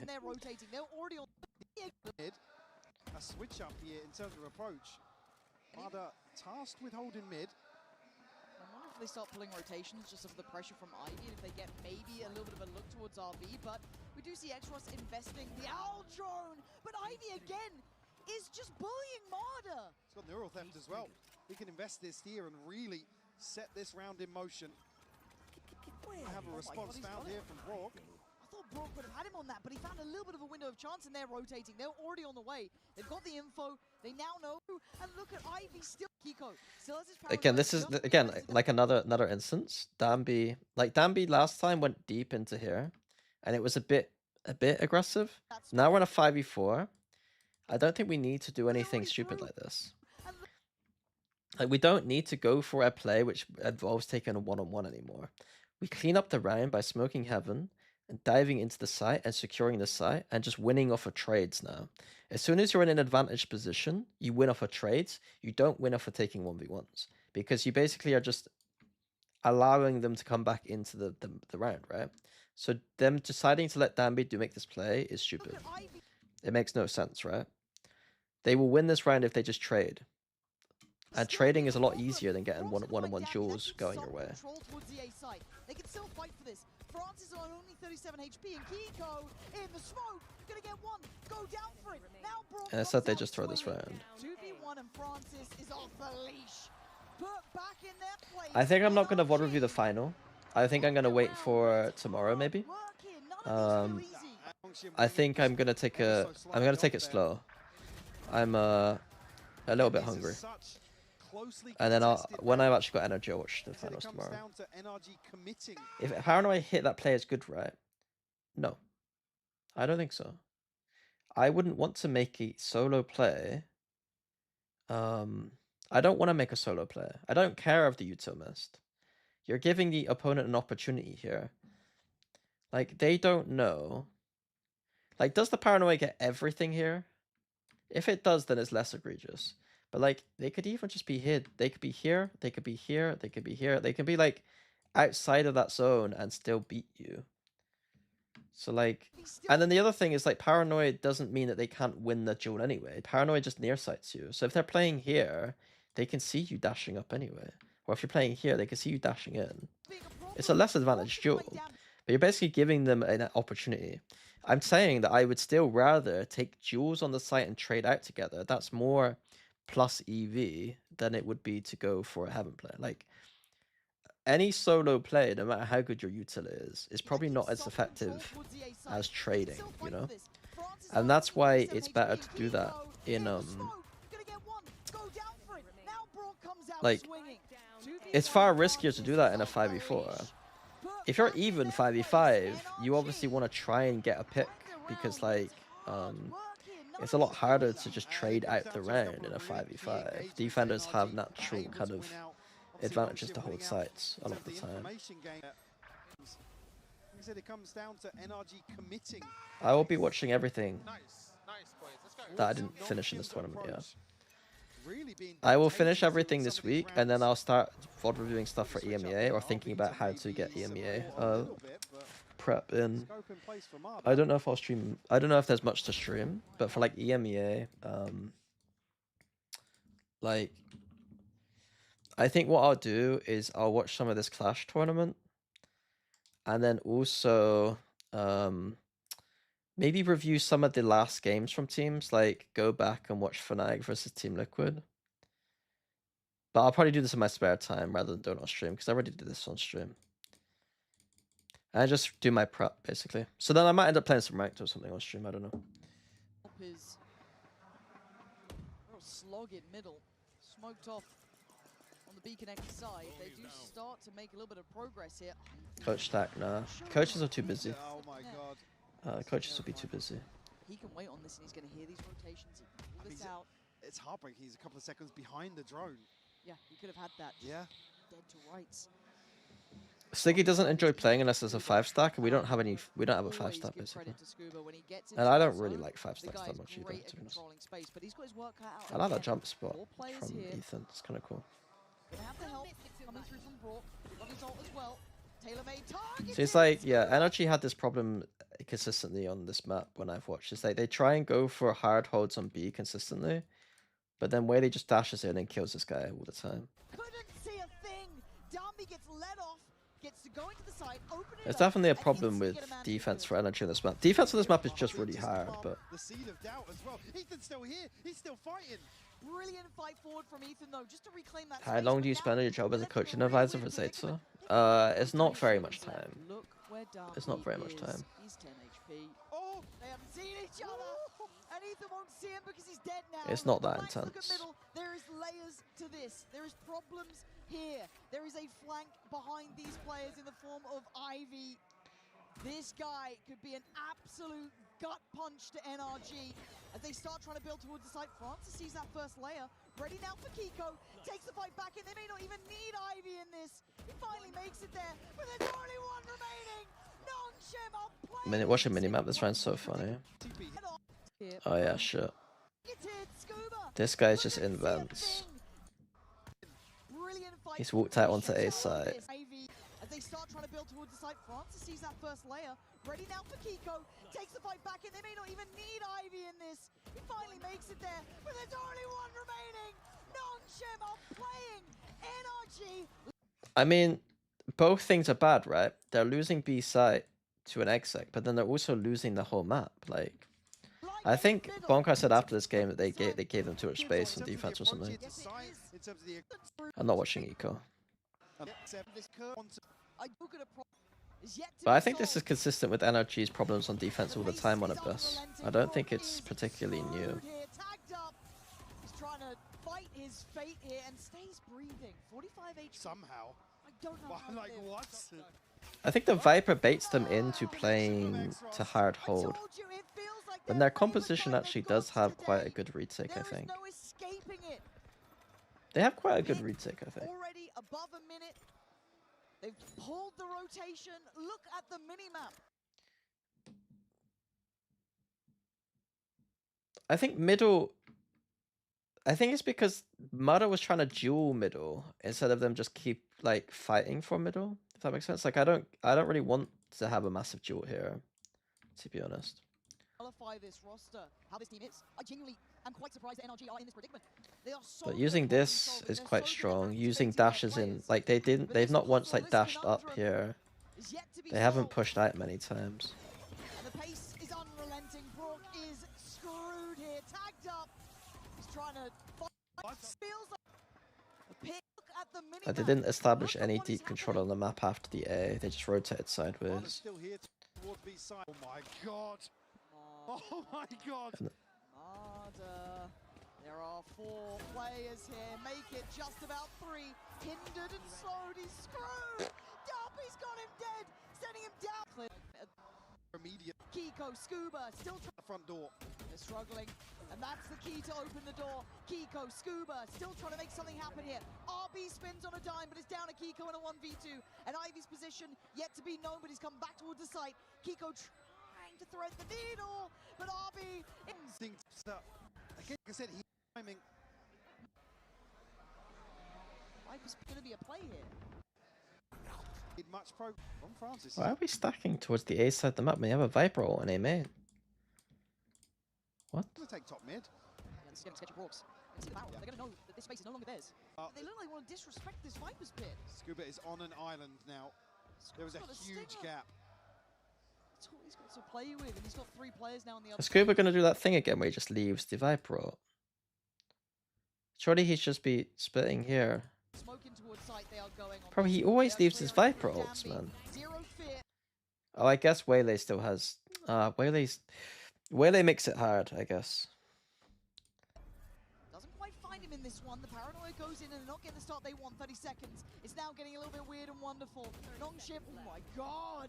It was a blind shot and nearly gets him dead. Yeah. Brock tries to save them. But goes in and they're not getting the start they want. 30 seconds. It's now getting a little bit weird and wonderful. Nongshim, oh my god! I don't think I would trust a Waylay to find me in ults consistently. To be honest. 30 seconds. It's now getting a little bit weird and wonderful. Nongshim, oh my god! Is gunfight decided before the trigger is pulled? Not really. Brock tries to save them, but this feels like an eventuality in this. Yeah, that's crazy again. Is it because of Ivy again? Or they have a full... Yeah.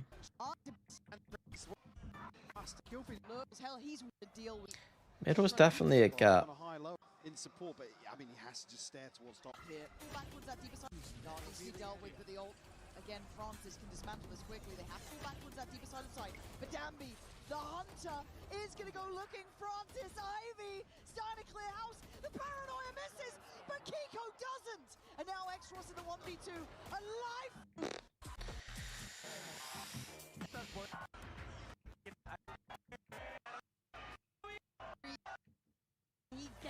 Look untouchable. Ivy just had full control of middle with the Cypher every single round. Really do. And again, it's another situation where you see He was calling quite well. I liked it. So like, I liked that Nongshim. Like, you know how teams, like, people keep saying about the double smokes on middle, about how you need them, and yet watch Nongshim. I think Nongshim's attack this game proves that you definitely don't need the double smokes. They have the Cyphers, they're able to do some shenanigans with the smokes here and stuff, but I think that this map is a pretty good one. It's showing that like these smokes are just bad.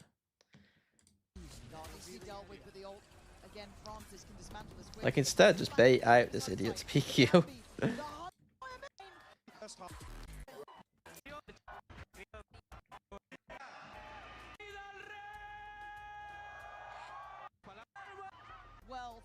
Yeah, Leo Farah decides all the gunfights basically.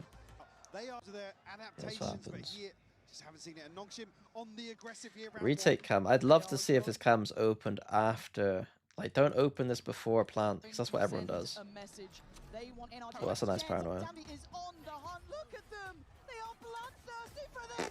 They have just chased down a 2-time champion winning player! Here, but lurking. Unorthodox, yeah, unorthodox plant position here. They have to consider the pressure from behind. Yeah, they are sitting in spawn.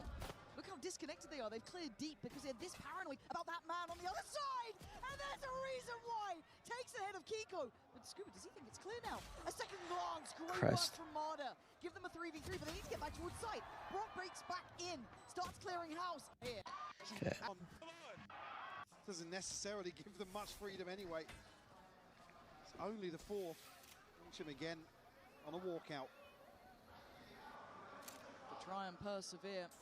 And this team just shows no fear. But brought to heel by Scuba. Gonna go down fighting on this. Oh, what some of this deeper space. Oh. What is it? Please stay away from this ledge today. Just nobody go there. The Pansy Hypog, I don't think realize he's doing the silent jump, right? So that was nice by Francis. I mean, France And they get out the Yoru gets out the Waylay stuff, which is quite nice. But it's a fake on B right now, full A site. I want to see how they use this cam here. I'd love to see them use this for retake and not to open it for info. And Mada feels it's free to go up. It's a good read by Mada, but he basically loses the 1v1. Camera. No, keep the cam closed. Now keep it closed, now keep it closed. No! I wanna see a cam. Oh my god. If it helps you get spams like that, then sure, but I don't think that actually helped him get a spam. This is the way you play Cypher nowadays, is you basically just try and spam. You don't get actual X-ray anymore, you just spam off of info. They can't afford this, they have to be really competitive. Even in these rounds, Scuba, the backbone again, still trying to keep this in hand. But Ivy's chomping at the bit, you can see that temptation. Dambi's gone in, sets him up. There's the swing! The one Ivy's done really well this round. I think the camera usage stuff needs to be... It'd be nice to see teams using their camera a little bit more. Like, either to fully inform that spam, which I don't think is really what happened, or to retake.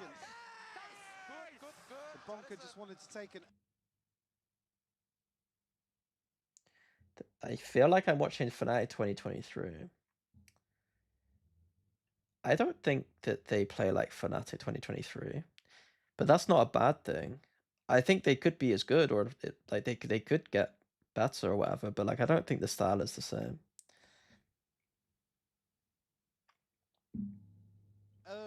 They play far more fast. In some regards, simple.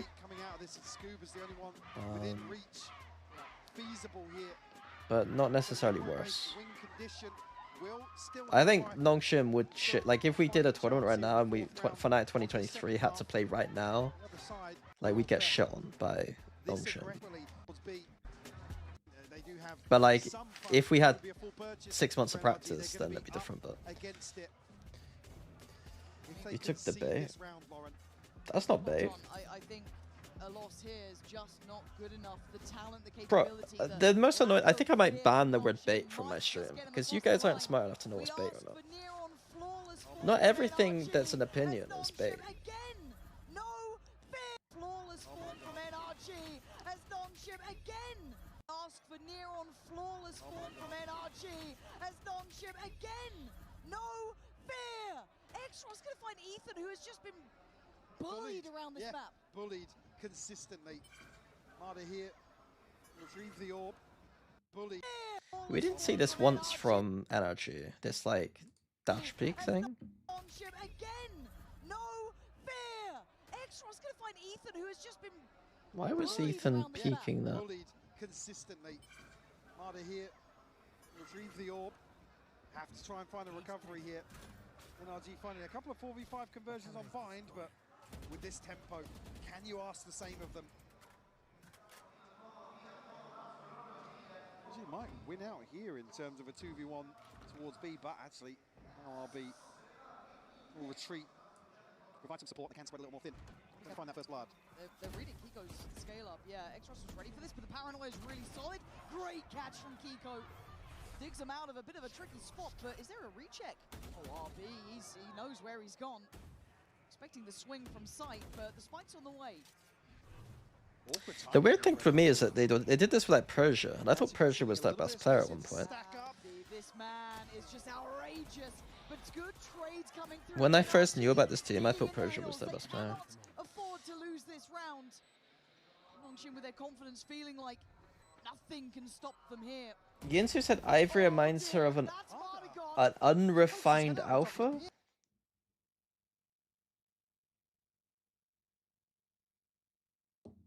Alpha's not refined, though. I don't know what he was hoping for, and there's still the cam to clear a little bit here. They could potentially, yeah, they found another. If anything, he reminds me of a refined alpha. It's 11, and NRG. Big win. And Nongshim, I haven't watched Ivy enough, but some of they the don't care. situations look They quite do. refined. Peekaboo here from Mudda is the first Yeah, that's domino funny, to man. fall in the That's quite Watching funny. this game slip between comes on belief as Francis wants to make a name for himself here, feeling brave. Just be feeling like it's time to fall back. Already though, sets the tone, sets the temperature. Viper Orb used to scale up. And up for the challenge, Danby rarely relenting. I think I want that orb for post, to be honest. Gives them a chance, but Marta in no man's land, found by Danby, and it's going to be a bloody battle whichever way you cut it. Kiko's TP'd on top again. Kiko trying to be the X factor, but Francis, he's waiting. They are just on the other side here. Pop, no spray, composure held, but Ivy desperate to get the ult off, gets punished by Kiko, who has been an X factor. It's very stupid from lesser Ivy. buy Maybe converted it is here just by NRG. unrefined alpha. There's Nongshim now to feel the pinch. Francis and RB both ultimates in play. Oh, Francis stays. Why is double duelist meta inherently bad? As there are 4 classes of agents, so there are many hybrids. We always get 2 agents at the same time. You've just explained it. If there's 4 classes of agents, there's 4 classes,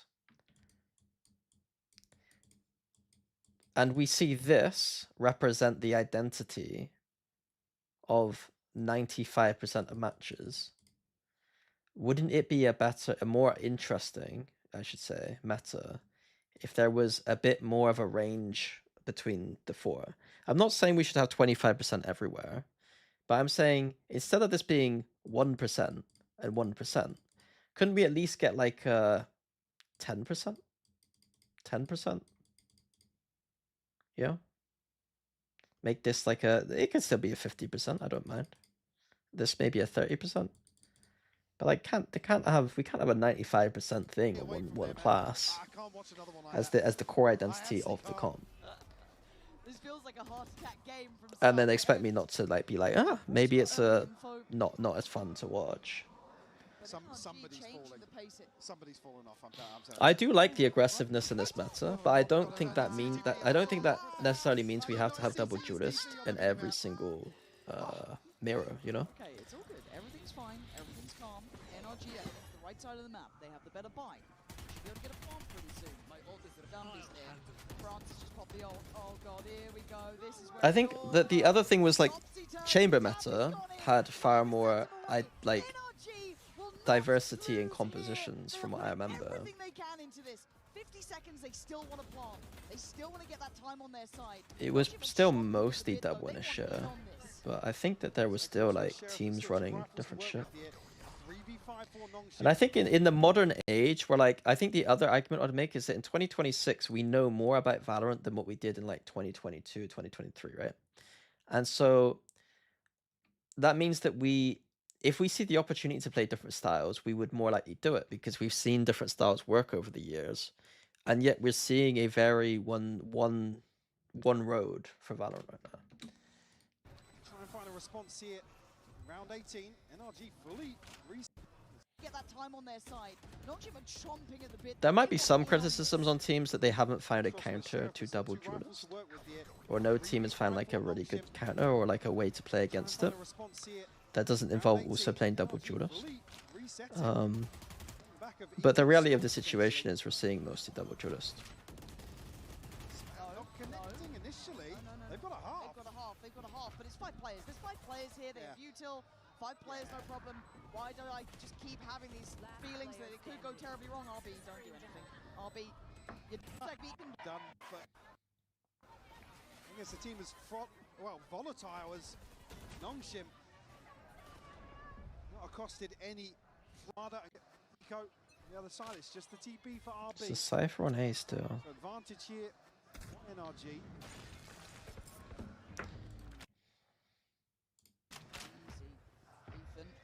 Strong B with a mid push. And Nongshim generally just do things that make sense. Like I watched the minimap right now, I'm like, this setup is probably better than most of the stuff I've seen NRG do. And NRG just trying to get the read round by round, right? They have an Omen who can protect the Yoru, take bait, and TP out. They have a retake A because they keep... The only thing here is that like we have seen NRG finish A and win now. So it's like, how many times can they get rid of that? Away with this? I don't know. But if they start scaling A, they at least have a push through now option, which is kind of cool. If they go B, they have a very heavy stack ready with a TP. Like, there's a story to be told about the sub that makes sense across the board and what they could do in certain situations, you know?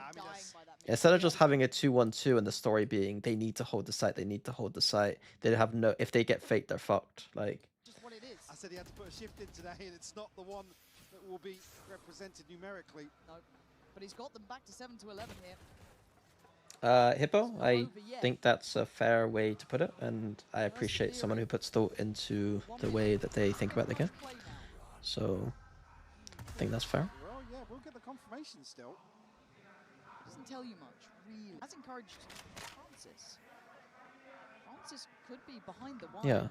There's awareness of it. You saw the eyes turning towards that. Let me see the Omen go towards B, and then he's going to clear out this side because of that. In Ivy to hold down that A side. The Wele ult should be coming in here though. Should be seeing a Wele ult coming in. There are 3 players from Nongshim on this side. The ult's gonna come down. They're gonna try and make this work. The TP across here is fantastic to avoid. And Danby hits a shot. Great trade again from Kiko, who is just getting better with time. But look who's here. And then Francis is. Do you remember when I said that side just makes a lot of sense? Like.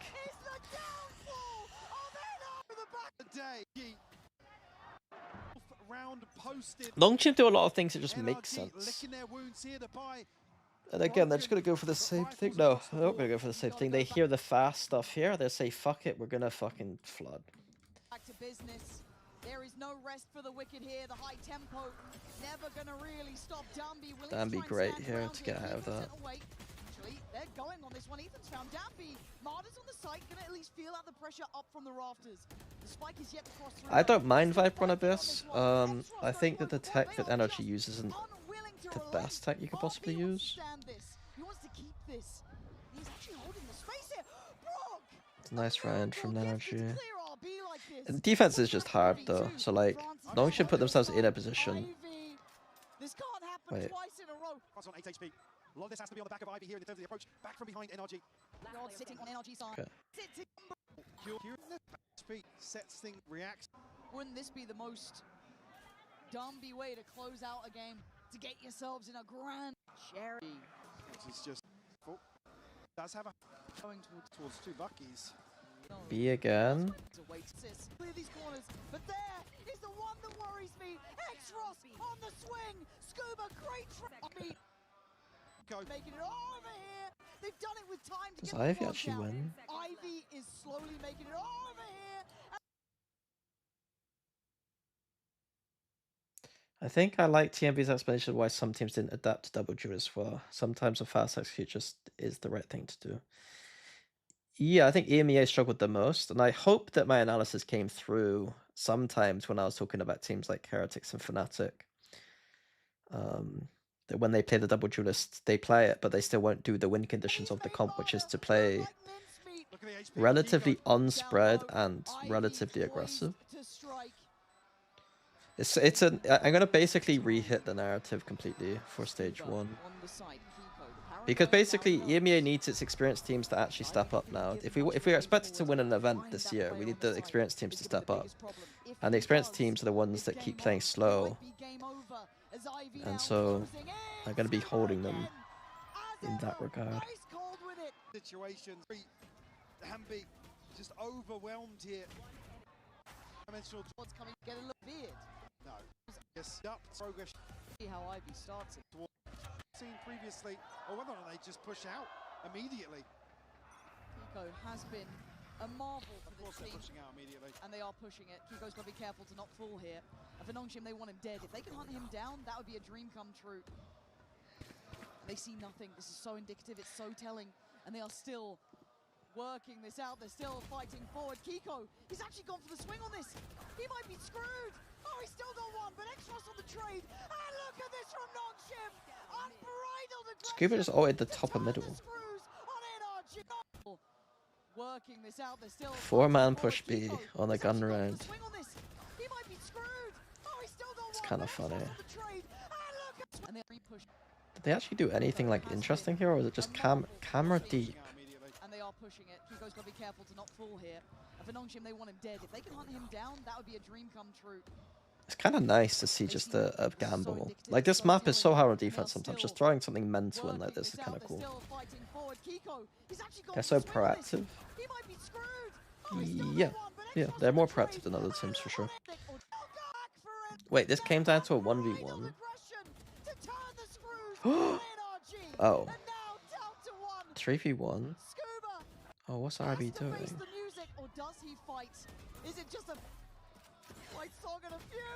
This shit is this shit. It's this shit that Nongshim still needs to chill on.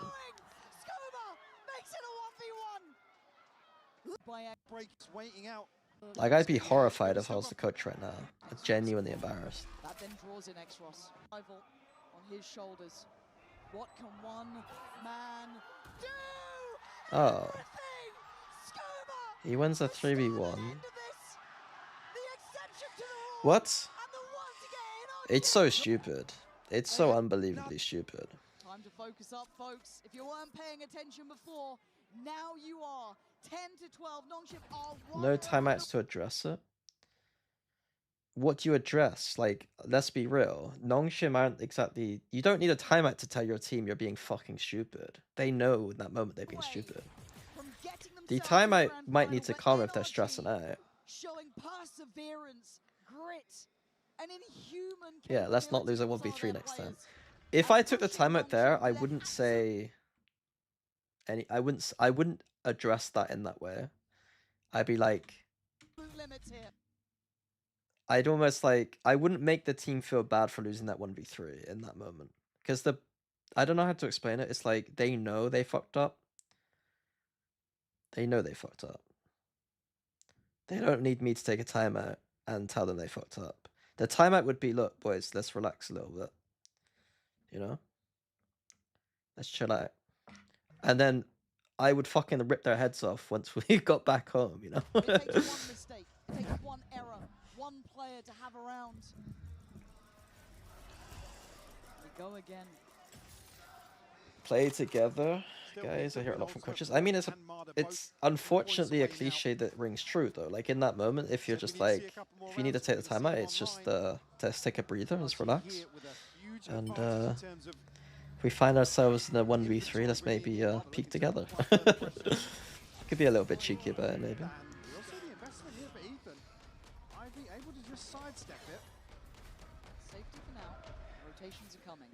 Stingers, Guardians, Sheriff or two. You can see on YouTube, 94. It's still not safe. Doesn't get the shot he wanted. Now he's under pressure. Could be pushed in that smoke, but he tries to stand. You could time that. I'm just saying the timeout shouldn't be to say, don't lose a 1v3, you fucking morons. And I think that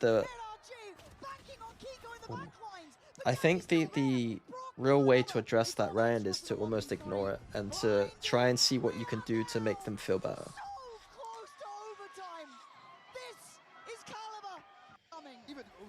At least in the teams I've coached. In Paper it might be different because they might be different in Paper, but at least for the teams I coached, I know that, like, I wouldn't address the 1v3 directly. Timeout this late is kind of interesting. Wele Sova ult for NRG. You'd expect a B finish here. And then Nongshim with the Yoru Wele ult as well. I wonder how they play this out. Just walking down middle once again. Full retake B. They've done full retake B and they've not got out the Wele ult or the Sova ult, so it's GG. It realistically should be GG. But the 4-man flank is kind of crazy. Oh no.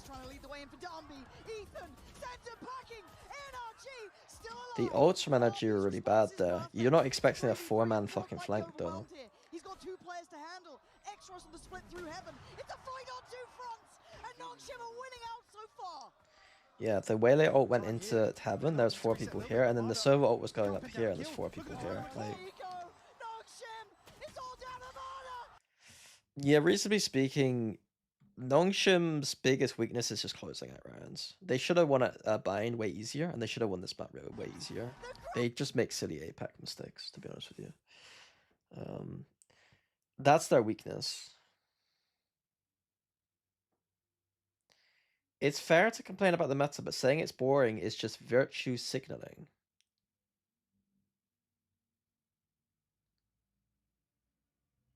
Virtue signaling. That's not how you use that word. If you are someone who really enjoys watching the minimap in this meta, rather than watching the micro, then I think that it's fair to complain about the meta. Like, if you think that it's boring because you prefer to look at the minimap, then I think you can be... If I wasn't an analyst right now, and I was just a viewer of the game, I probably wouldn't find this as interesting to watch. But that's because I have a very different way I look at the game, and a very different way to watch the game. If I was watching it as a fan, and just watching the screen, then like it is more fun to watch how aggressive it is. But Champ's meta was hardly not aggressive. Like, Champ's meta had a lot of aggression in it. Who watches the minimap, mate? I mean, people like me who have won trophies. Like, do you think that I watch a game like this? I'm watching this like at least 50% of the time. The rest of the people enjoy micro. I didn't say that, like, for fans that this meta is worse, or like, I'm saying that for me as a person, like me, I still enjoy it.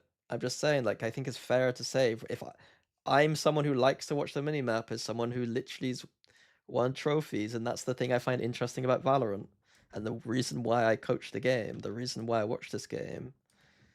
Like, like, I don't know. Most of you will be for her to watch this, because this is what Valorant is to most people, and it should be like this. And I'm not saying it's bad for fans. I'm not saying it's bad for most people. I think for most people it would be more interesting. I think Platchat Thoughts had things about people complaining about this meta, but that's just them. They're more like getting on with it. But I personally enjoy it. I'm allowed to say, like, I don't know how to explain it. It's like, I do think that there is a bit too much of a pushback, but I think at the same time, the quiet part on Platchat is that, like, Sideshow saying he's enjoying this meta, but at the same time, he'll finish his statement with 2025 was better. And he'll also say, like, he'll also imply that he hopes this doesn't last forever, which is exactly the same position I have. It's just that he's presenting it more optimistically than me. I'm just a little bit more pessimistic.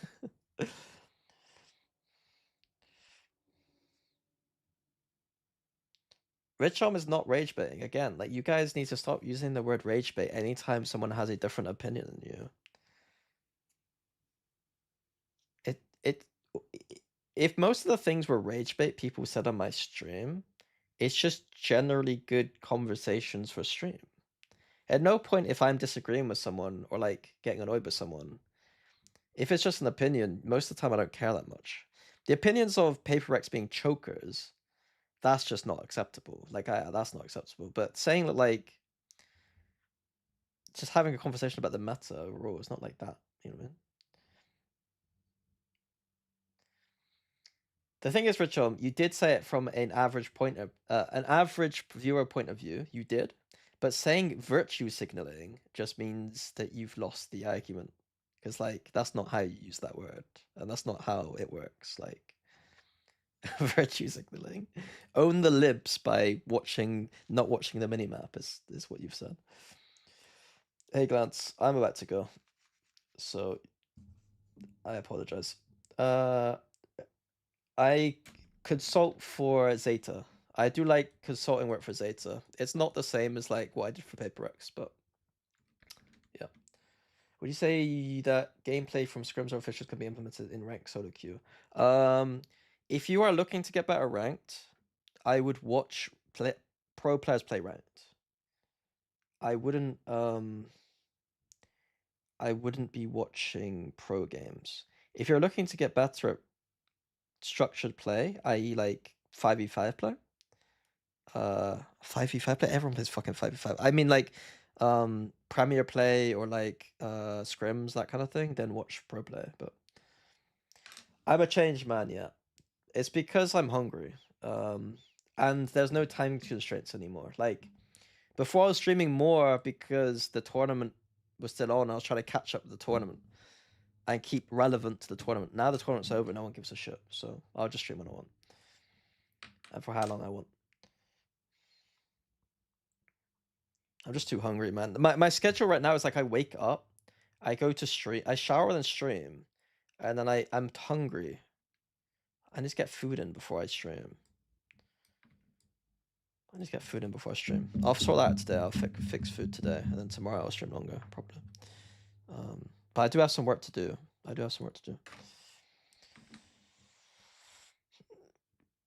The new agent, I don't know what it does. So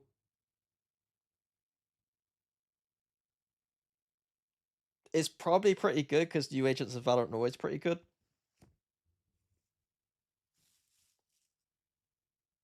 The thing is that I hate Omen so much. I hate Omen so much that I think that I will just pretend to like this agent no matter what, just so that I can see less Omen. Harbor exists right now. Harbor strong. Astra strong. Viper strong. These are my fucking holy trinity right now. Why do I hate Omen? Because it's overrated piece of shit. Paranoia is the basic, like Paranoia is basically used as a get out of jail free card for noobs, basically.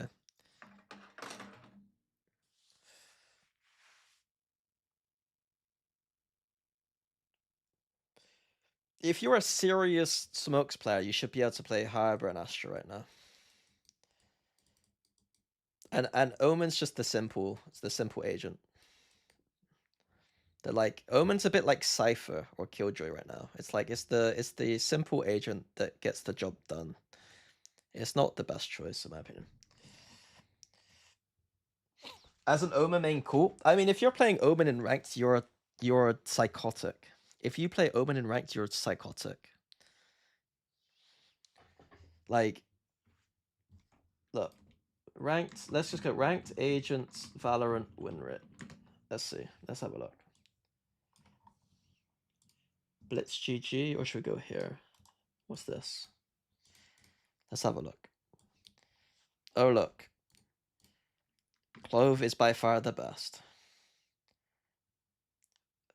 Brimstone is the second best smokes player in the game right now in ranked. Because it's so simple to play. Oh, look at your trash agents down here. All three of them, man. You just get an automatic. What's 47? Automatic 5%. Yeah, automatic 5.5% for playing Clove. Sorry. Astra, the thing about Astra is you'd have to isolate some map, because I'm sure on some of the bigger maps it's actually a little bit better and fine. But yeah, if you're playing anything but Clove or smokes and ranked, you're probably psychotic. This win rate won't go up too much. I think you guys miss, like, Harbor is very good in pro play. I think even with the buffs, I don't think this is going to go up much. Harbor is way too hard for most people to play. And so the only way I can see this going up is if specialist Harbor players, i.e. the pick rate of Harbor is really low, but the people who play Harbor are really good at Harbor, then the pick rate, the win rate will go up a little bit. But if that happens, I think the pick rate will start going up even more, and then a bunch of noobs will play it, and then it'll be too difficult. The best agents in ranked are self-sufficiency, and then easy. Those are the two things that you need for ranked. You need it to be easy and self-sufficient. Tell me any agent here that's not self-sufficient or easy, pretty much. The only argument here might be like Fade.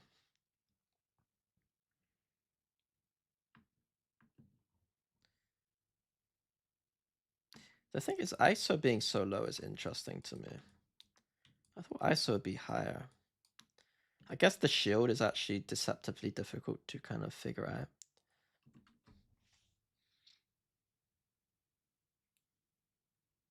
I don't get how Gecko's so high. That's a good question, actually. I think the flash is the easiest flash to use in the game. I think it's the flash. The flash is so easy and so effective at low ranks. The problem is that I don't trust people in low ranks to actually flash correctly. But on an exec, I think the Gecko flash might be the best flash for noobs. The agent itself isn't simple, which goes against what I said. But it's kind of like easy to use the util when you exec. Yeah. I think most noobs, yeah, it surprises me too to some degree though. It does surprise me to some degree. I think chamber being so low is interesting. I think it's because chamber players try to play aggressive every single round with no util behind them. I just get one prelude off their angle, and then they're trying to hold sites with no util. Sage is the one that makes me laugh the most because people hate Sage so much. Like I'll see noobs, I'll see like influencers talk about Sage all the time, like fucking idiots picking useless agent, and it's literally the best agent in the game when it comes to ranked. Like Clo, I didn't realize Clove was actually better. I thought Sage was better, but Sage is just strong in ranked, man. Sage is a great counter to like ranked is just about 5-man hitting, right? So you go 5 here, Sage just stops that 5-man hit, right?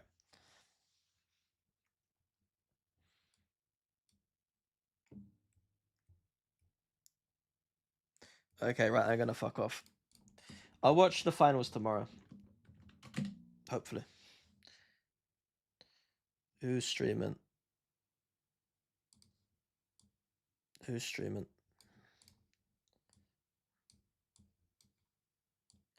Why is Yinsu streaming? Is Yinsu actually streaming?